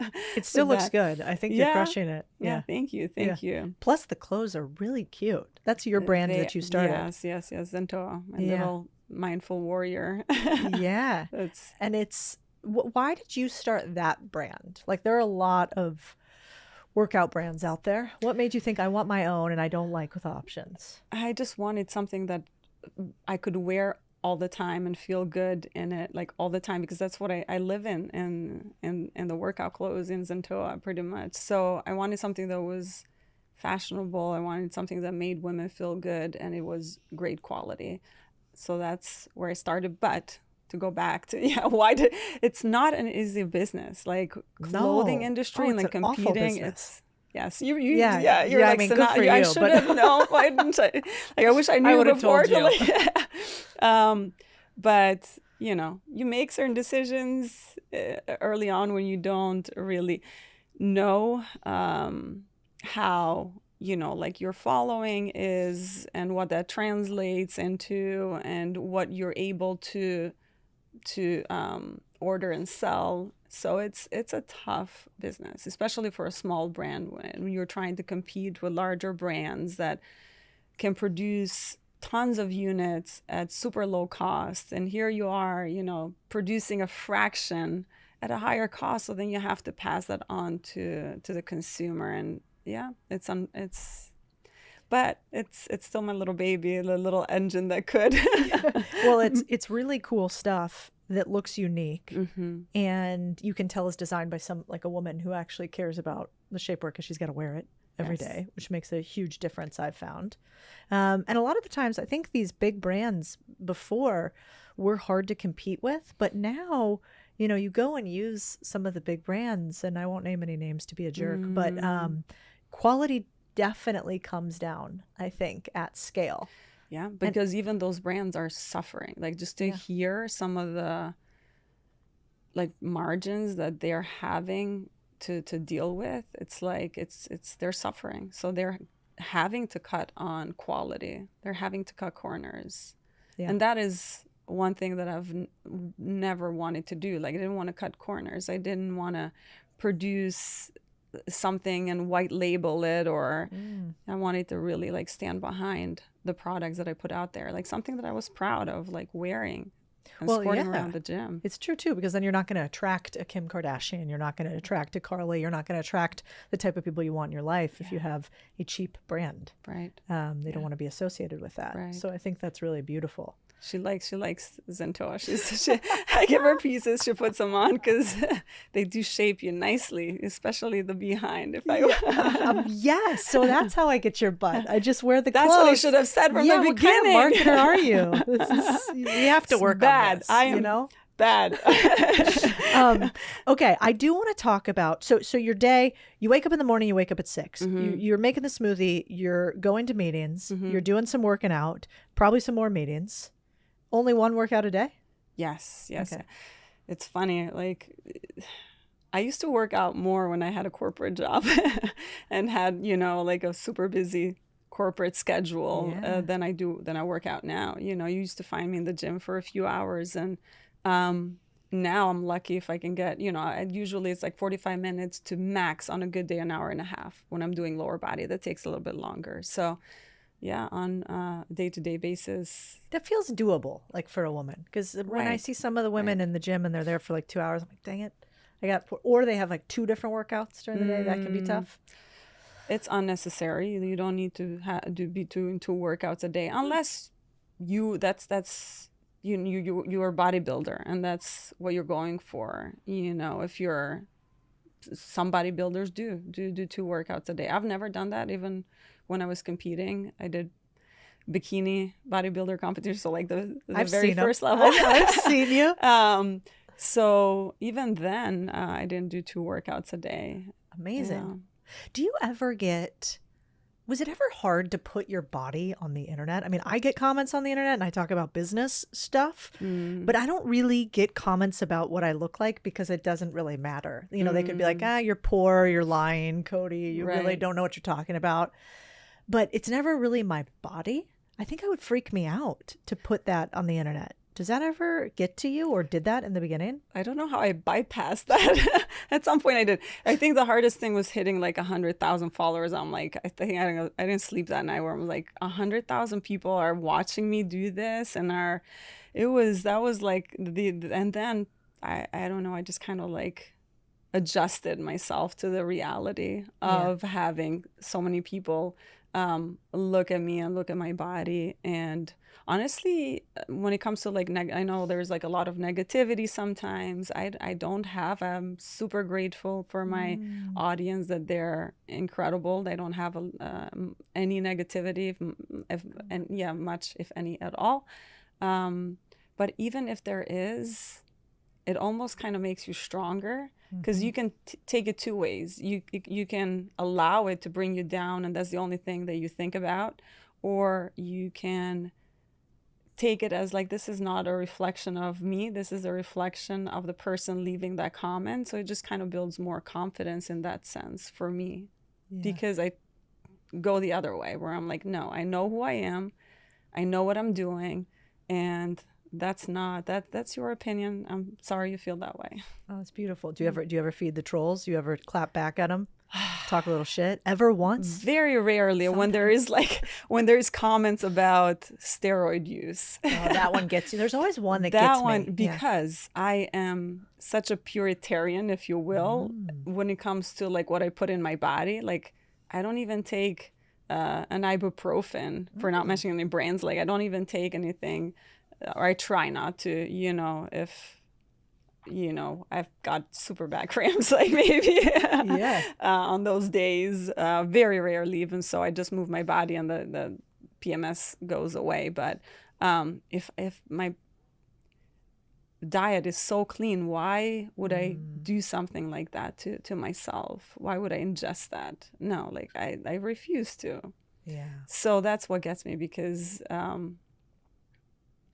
put in so much work with nutrition and working out and mindset that it kind of diminishes, takes away from what I do. And also, I think more importantly than that is sending a message to my audience, to other women, that is not achievable. She's taking something to achieve that. And I don't want that message to be out there. And it's like, no. And I don't necessarily want you to achieve my body. You achieve the best version of you, but know that it's attainable. Whatever you're wanting to attain, it's attainable, or a version of it. So that, I think that's what bothers me the most. Is like, don't speak on my platform to my audience, because they're listening and they're watching. I love that. Yeah, I think it's very easy there's always easy to tell people why they can't. It's very hard to inspire people why they can. And so I think that's really, really beautiful. What stuff do you do that's not working out for your body? Like, are we doing red light? Are we doing acupuncture? Like, what else should we do alternative wise to stay healthy in your mind? When I can, I'll hit a cold plunge, I'll hit a sauna, I'll do those, but I don't always have time for those things, and they're not always readily available. So I just did actually chase the real dopamine kind of post, and it went viral, if you will. And it includes things like cold plunge and sauna and meditate and all of these things. And people are like, I don't have time for all of that. I'm not doing all of those things every single day. I don't have access to all of those things every single day, but whenever I can, and pick and choose, if it's sauna, if it's cold plunge, if it's meditation, if it's yoga, if it's working out, like whatever those elements that you can bring in that will release that natural dopamine, do that. For me, working out is a non-negotiable, meditating is a non-negotiable, and I do a little bit of yoga after my workout, just like 5-10 minutes it's my cool down. So those are kind of my non-negotiables. It's the mindful stuff, it's the meditation and the yoga and the workouts. Yeah. And obviously the nutrition. Yeah, I love that. Well, I also think it's cool that you share all that other stuff too. Because, I mean, man, I think Gwyneth Paltrow did such a cool thing by normalizing the extra crazy stuff that you can do. We don't all have access to it. We can't all afford it. Right. But like, I still like to know what's up. Exactly. Nobody's yelling at Andrew Huberman for having access to all this stuff. Why are we yelling at the ladies for having it? Right. It's very weird. Right. And even with Kim, like I want to know what weird shit she's doing that makes her look so great. And maybe we can't afford all of it, but at some point we will be able to afford more of it because it all becomes more accessible. Absolutely. I think it's like that view, at least for me. I think people think that this is what she does all day, every day. You're just I take care of my body. I work out. I work out all day, every day. That's what I do. Meanwhile, it's like the time in my life when I've worked out the least, if you will. I mean, like you were talking about before, meetings take time. As you know, 1 hour meeting turns into a 2 hour meeting. Training, somebody takes time. So it's all of these components that come together that, I don't work out all day, every day. I run 2 businesses. I run social media platforms. Don't have time for all of that. No, you don't, I'm sure.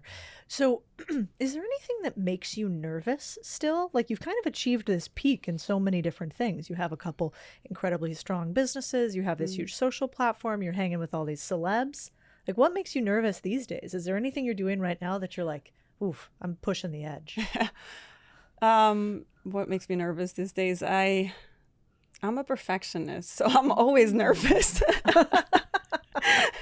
I mean, I'm always contemplating whether I'm doing enough, like with the We Rise app, am I providing the most value that I can? Am I providing the best content that I can? So those things, as much as I've minimized them. They don't keep me up as much at night. They don't keep me up as much, but they still do to a certain degree. But it's also, when it comes to, like, I have people depending on me now that are part of the We Rise app in Santoa. So I want to make sure that I bring my best self for them and for everybody that I serve. Yeah, hiring employees is scary because then you are responsible for them in some way. Absolutely. At least I think. Do you have things that you tell yourself when you absolutely do not want to go to the gym or you absolutely do not want to do more? What's your inner dialogue sound like? Can we steal it? I try not to have an inner dialogue. I do. So it's not, maybe brushing your teeth is not the best. I don't know. Do you negotiate with yourself whether you got to brush your teeth in the morning? That would be gross if I did. I would admit that. So it's kind of, for me, is like that as well. It's just, we're going to get to the gym. We're maybe not going to crush it on that particular day. We're just going to start with whatever feels comfortable. I usually go for like a seated something, like maybe seated abductions. Just sit and kind of move your legs in and out. That seems kind of like easy. And then that kind of builds that motivation. So I don't wait for the motivation. I don't talk myself into feeling motivated. I act my way into being motivated, because that motivation comes with movement.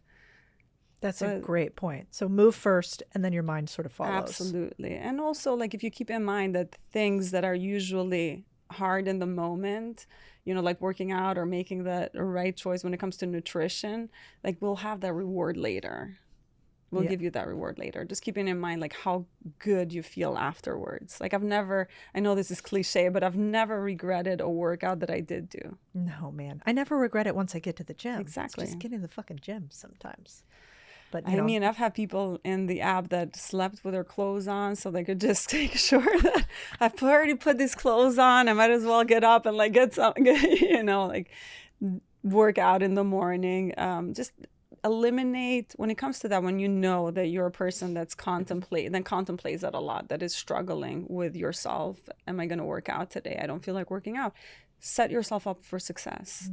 Have your clothes ready, have your shoes ready, know what you're going to be doing. Leaving it out. Sometimes it's like, I don't know what I'm going to be doing. So that's like another thing. Like, know what you're going to be doing. Know when you'll be doing it. Like what time of day. Like schedule it almost like a meeting. Schedule it the day before or schedule your week. Where are you going to do it? Are you going to do it at the gym? Are you going to do it at home?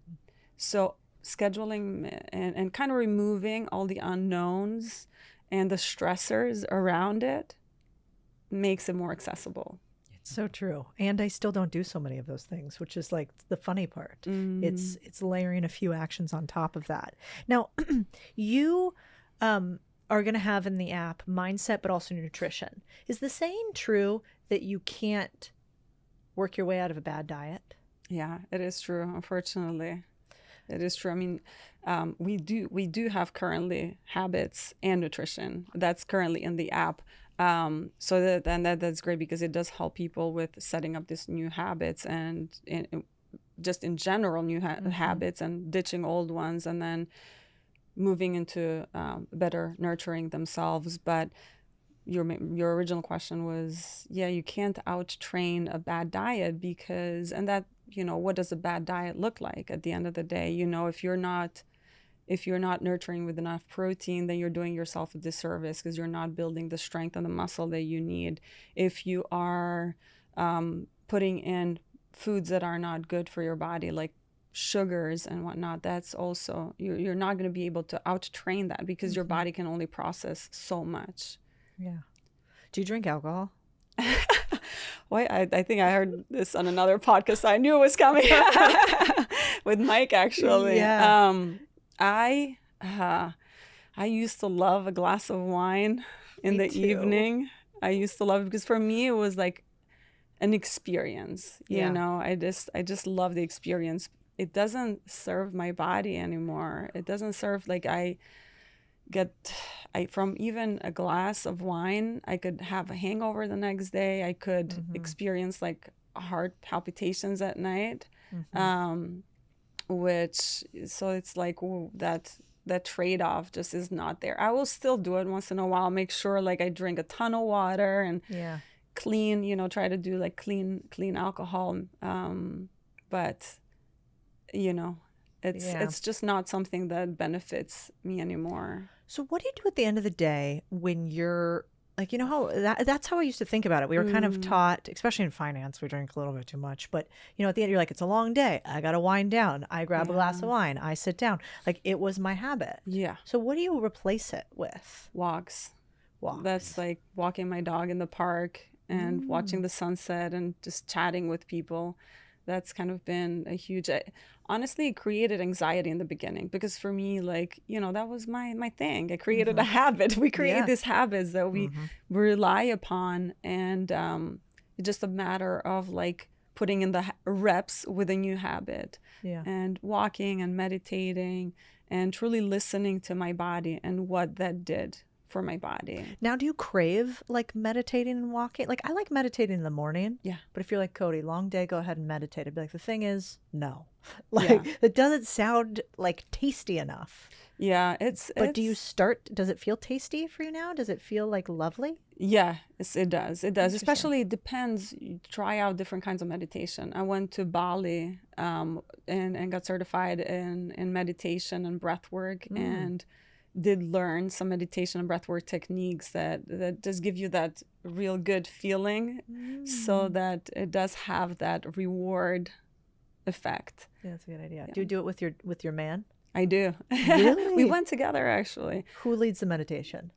Oh, none of us. None of us. A pre-recorded, I like those meditation. too. Yeah. Do you listen to a person in particular? Or you could do a silent, like those Yeah. were the, a couple of things that I mean, more than that, but like those are kind of our go-tos. If we want a little bit more of an activating, like feel good, maybe more of a breath work. So you're really oxygenating your body and moving your energy.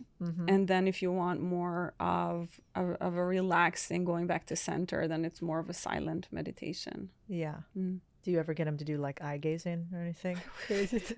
we did eye gazing, and we had set the timer wrong. So it was like staring for like 10 or 15 minutes. Like, I think this has been, it's been longer than 5 minutes.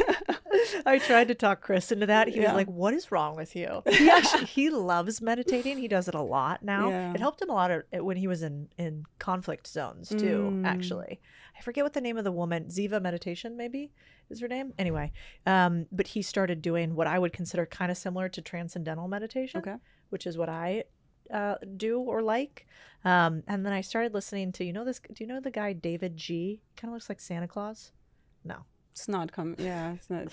Sometimes it's like I'm bad with names. I know faces. We see them maybe like I'll floating send you around. one. You can tell me what you think if you like him or not. Okay. Are you going to have a meditation person on the app eventually? I'm sure we're going to have somebody that's dedicated to that, even though I am certified in it twice over, because I went to India and got certified in yoga and meditation and breath work, and then went to Bali to further my meditation and breath work knowledge and the certification there as well. But I feel like we might need somebody that has, and that was more for my personal and usage, if you will.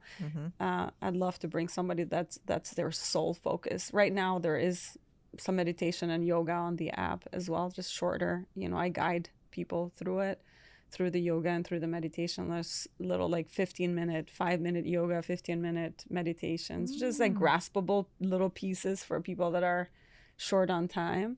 But yeah, eventually that's definitely the goal. I love that. Yeah. Okay, so I was thinking that these days I get a little overwhelmed. There's so many things about health overall. And especially like right now, what's going on with like, Make America Healthy Again. And there's a lot of commentary about seed oils, GMOs, additives versus like portion size, calorie count. Is it both? Mike's take is Rattel. He was basically like, hey, stop eating so much and then you won't be fat. And then you have RFK who's like, we're getting poisoned by seed oils. Is it both? What do you think?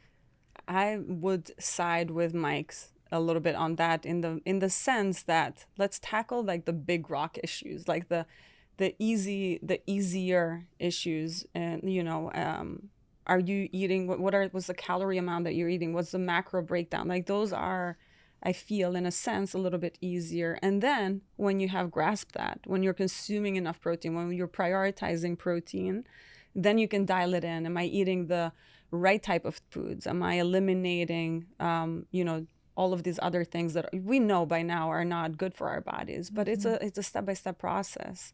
And that's what I tell like my family too, like stop consuming all of this crazy information, like don't eat spinach and oxalates and this and that.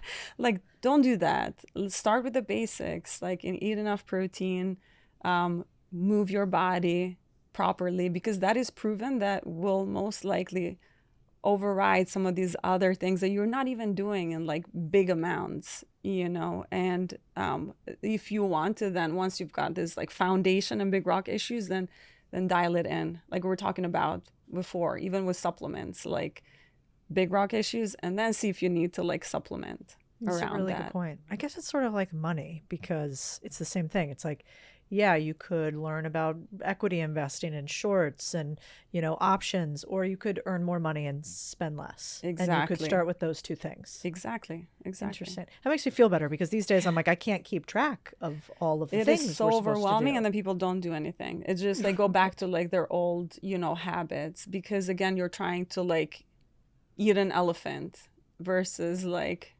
little bites. Not eat an elephant. Eat an elephant in one bite. Either way, not great.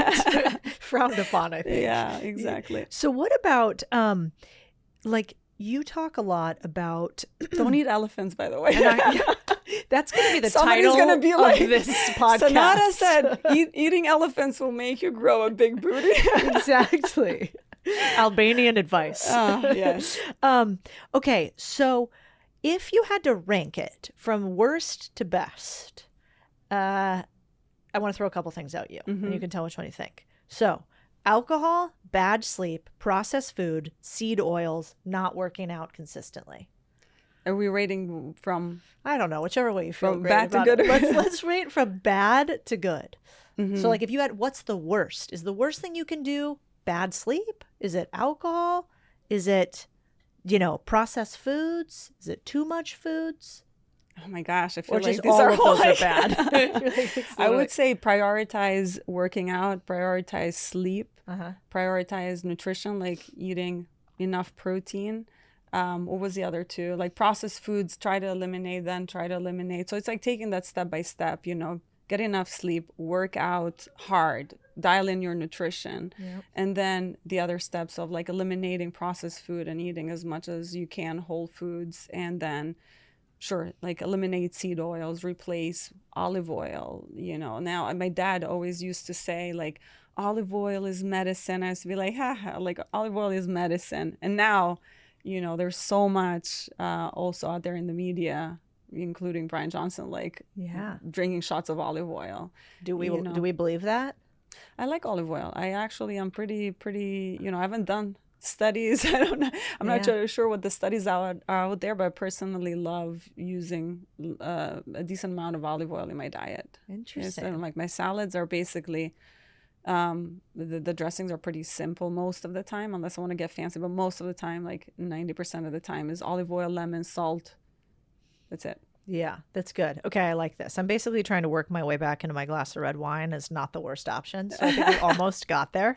Yes. I mean, and again, like how often with a glass of red wine, like how often are you consuming it? Crazy. You know what I mean? So if it's like once in a while, and I like what Dr. Mike said, that if that is the only way that is going to kind of help you unwind, and like the risk benefit, you always talk about the risk benefit in that situation. That's a good point. Yeah.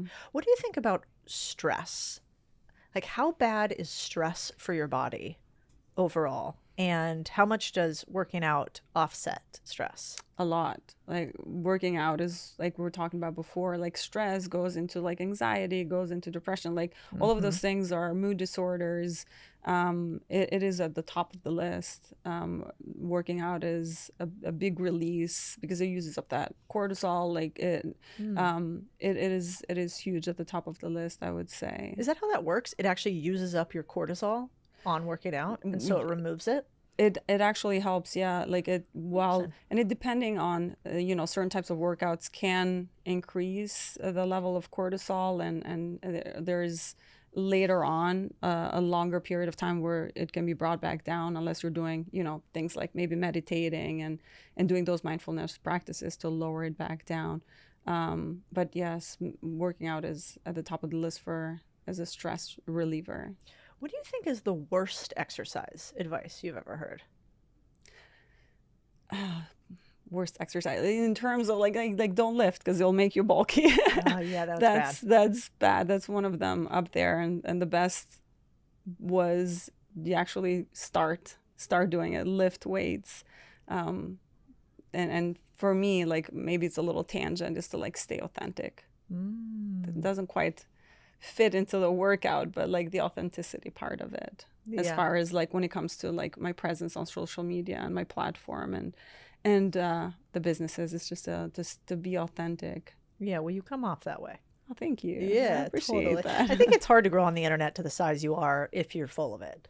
I mean, well, actually, you live in Hollywood. You probably have been like Cody. I've met plenty of them. Actually, not true. Okay, one other thing that I wanted to kind of talk about in a little bit is like the size of social media that you've grown is really big. As you're building these other businesses and understanding the importance of distribution, How did you think about growing these businesses? Like, what does CEO Sonata think about growing an online presence, how to do it, and what did you learn? There's been definitely growing pains as with every business. And to be honest with you, it's been, the focus mostly has been on We Rise versus like Zentoa and the distribution on that has been a lot of logistical, not nightmares, but like with COVID and everything, it did bring upon like nightmares. But when it comes to We Rise, which has been kind of the main focus, we have been lucky to work with a team of people and have brought on good people to kind of manage, to help really, I can almost not involve myself to the detail that I'd like to involve myself with, and allowed them their freedom to operate, because they are and have grown into experts that they are nowadays. But how long have you worked with these people? How'd you know they were your people? You probably get approached with a lot of stuff, and I don't really see you promote very much at all. It's been, I would say maybe a year and a half. Is that true? Yeah, about a year and a half. And then we finally were like, I'd worked with a different set of people when we first launched Zentoa, and we were working with people in Australia. We had production out of China, and that was a little bit of a nightmare. So then we engaged people that we had known for a long time, and we had gone back and forth and spoken, and then we saw the work that they were doing. Then we involved them into kind of clearing out and settling that process and the production in China, and moving it to Portugal, where Zentoa is now exclusively being produced. And then they proved themselves with their abilities to move product, with their marketing, advertising, with logistics, and everything else that comes with running an apparel company. And then we trusted them with actually working with We Rise as well. Oh, interesting. So all the same team. Yeah. That's incredible. They're all the same team. Do you have another CEO that's not you? We do, yes. Kind of share that role. But then we have hired actual people that are in LA that are part of like the immediate team. Do you ever ask Kim for business advice while you give her workout advice? Maybe in passing, like it hasn't been like super direct. I'm like very like, okay, this is what we're doing. This is what we're going to focus on. Yeah, you're a pro. Sometimes it's like, and I, she knows this, but she'll try to like tell me something, or like maybe we'll like, she's even put it up on her stories, like watching Love is Blind while working out. I'm like, okay, sure, we'll let that happen today. But she'll like try, and I'm like, I missed that. I'm sorry. I was like focusing on your form, focusing on what you were doing. So yeah, I'm kind of like 100% there. But yeah, in passing, I mean, just she is kind of a living embodiment of like a hard worker. Like she works hard. Not a lot of people see that, but she works hard. Yeah, you don't get struck by lightning twice. You don't have multiple billion-dollar businesses by accident. Hitting $1 billion once is so damn. I mean, that's 0.0001% of newly created businesses would be anywhere near that. So that's rare. But she does have that Emma lady who seems like a stud that runs a bunch of her businesses too. So maybe you need your Emma. I know. I mean, we have some Emmas. You do if they're listening. Yeah, I mean, we're building. It's you're always gonna have people that you believe in, that you help them grow, and fortunately, we've had some good people. We've really had some good people. Yeah, well, like attracts like. Okay, I want to go for a couple just quick questions here. Oh, man, no, some of these don't work for you. So if I was going to ask, I was going to build my playlist based off of yours. Your playlist is nothing. Is your Zen brain. No, I have. If you had 3 songs, like what are the top, do you put a song on to like get you amped up? I don't know. weird song choices lately. Yes. Just Like because what? like the combination of like meditation and all of this stuff. But it's Purungi. Oh, I Have like you heard that of guy. Purungi? Yeah, Yeah, only he's because I got live in some. Austin. That's like Aubrey Oh, there you Marcus go. and I forgot. yeah, Yes. So he's got a few songs that really like yeah, amp me up. yeah. Those are You like got those like vibey. tribal. Yeah. You got like that tribal stuff. You know. Are you dancing around while you're listening to those? Maybe. Maybe. I do need somebody that is capturing some of those moments. Yeah, come on, man. Yeah. What's happening? But those, and then, I love Fred Again. I don't know if you listen don't to know Fred that Again. one. Again, Okay. they've got like I a gotta few try good it. songs. Okay. I'm not sure like what your vibe is as far as like I'm music all goes, over the place. but Are you, any sing-alongs? sing-alongs? Yeah, like you singing to anything? I have to like Fred Again. I like Fred Oh, Again. okay, They that's what we have sing like to. good. Yeah, it's like not a lot of syllables, not a lot of like words, but like very impactful words. Okay, I like this. Yeah. I think I know the answer to this, but like, if you could only do 1 or 2 workout moves for the rest of your life, what are you choosing? Oh man, 1 or 2.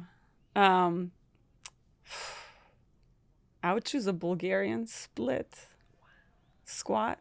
And why? Because it tackles just like so much of your lower body, like your glutes, your quads, to a lesser level, like your hamstrings. And it's a compound because, depending how you're performing it, and the weights that are utilizing, where you're placing them, that would probably be like a good go-to. And if you're gonna do like an upper body one, so if you're gonna make me choose like one-on-one, then pull-ups, because it's working on your grip, it's working on your back. Like it's a almost a total body exercise. Not so much legs, but like I already chose the lower body exercise. Do you also squeeze your butt I hate when you say the by word? the way, You but hate pull-ups? man, but but you that's do a what lot of them. That's why I do them. Actually, I had somebody in the gym approach today and was like, I saw you last time doing pull-ups. Like, you must love them. I'm like, I actually hate them, but it's because I do. That's why I do them, because I hate them. Sometimes, those are the best things to do, is the things that you don't enjoy doing. It's so true. It just builds that resilience, that mental resilience. Yeah. Do you also squeeze your butt when you say the word Bulgarian split spots? I feel like every time you're mentioning a movement, it makes me. Did I feel like I don't? Yeah. I think I do every time. What about if you sort of had to think about building out a home gym, or like the top pieces of equipment? Some of the stuff I love about your workouts is a lot of them you don't need much. Like I can be on the road and I can be like, all right, scroll. There's like 1 or 2 I could do there. What do you think is absolute must have in a gym? If you've got like 3 to 5 things and that's it, what is it? Dumbbells, like have a few sets of dumbbells, maybe like a few lighter ones, medium and heavy. If you don't have like the option to just get a full stack. If you can, like a cable machine would be great, like a corner cable machine, because there's so much that you can do with that. I think those are kind of like the main, like absolutely, like I can get an amazing workout with just having those two things. And then, then you can add other things as well, like maybe a squat rack or leg extension combined with a leg curl. But those are like, if you're wanting to add different pieces of equipment. Yeah, I love that. You don't use a lot of kettlebells. I do. You do? I do. Okay. Yeah, I do. It's a combination. Okay. Yeah, you fair. like them, but you could just as easily do the other stuff. Yeah. I feel, are you talking about like if I was to choose between dumbbells and kettlebells? Oh my gosh. Like one group of people is going to come after me. Is that true? I don't know. This is like a gang? Yeah. Maybe the kettlebell gang will I come feel like after me. they're not going to like it. They're tough. I tough. love kettlebells. They're so versatile, and I utilize them both. But there's unique ways that you can utilize kettlebells that maybe dumbbells you can utilize in a way more, I feel like. Not I feel like, I know, you can utilize dumbbells in a way that you can utilize a kettlebell. I think I might have said that the other way. Yeah. So if you're doing like a kettlebell swing, I utilize a dumbbell, like a heavy dumbbell, to do a dumbbell swing. For people that don't have kettlebells, because a lot more people have dumbbells versus kettlebells. Yeah. at their disposal. And maybe they're not so intimidating. Like my mom wouldn't know what to do with a fucking kettlebell. Yeah. You know, Yeah. no chance. Yeah. But dumbbells, she might be able to figure I that think one they're out. a little bit, just slightly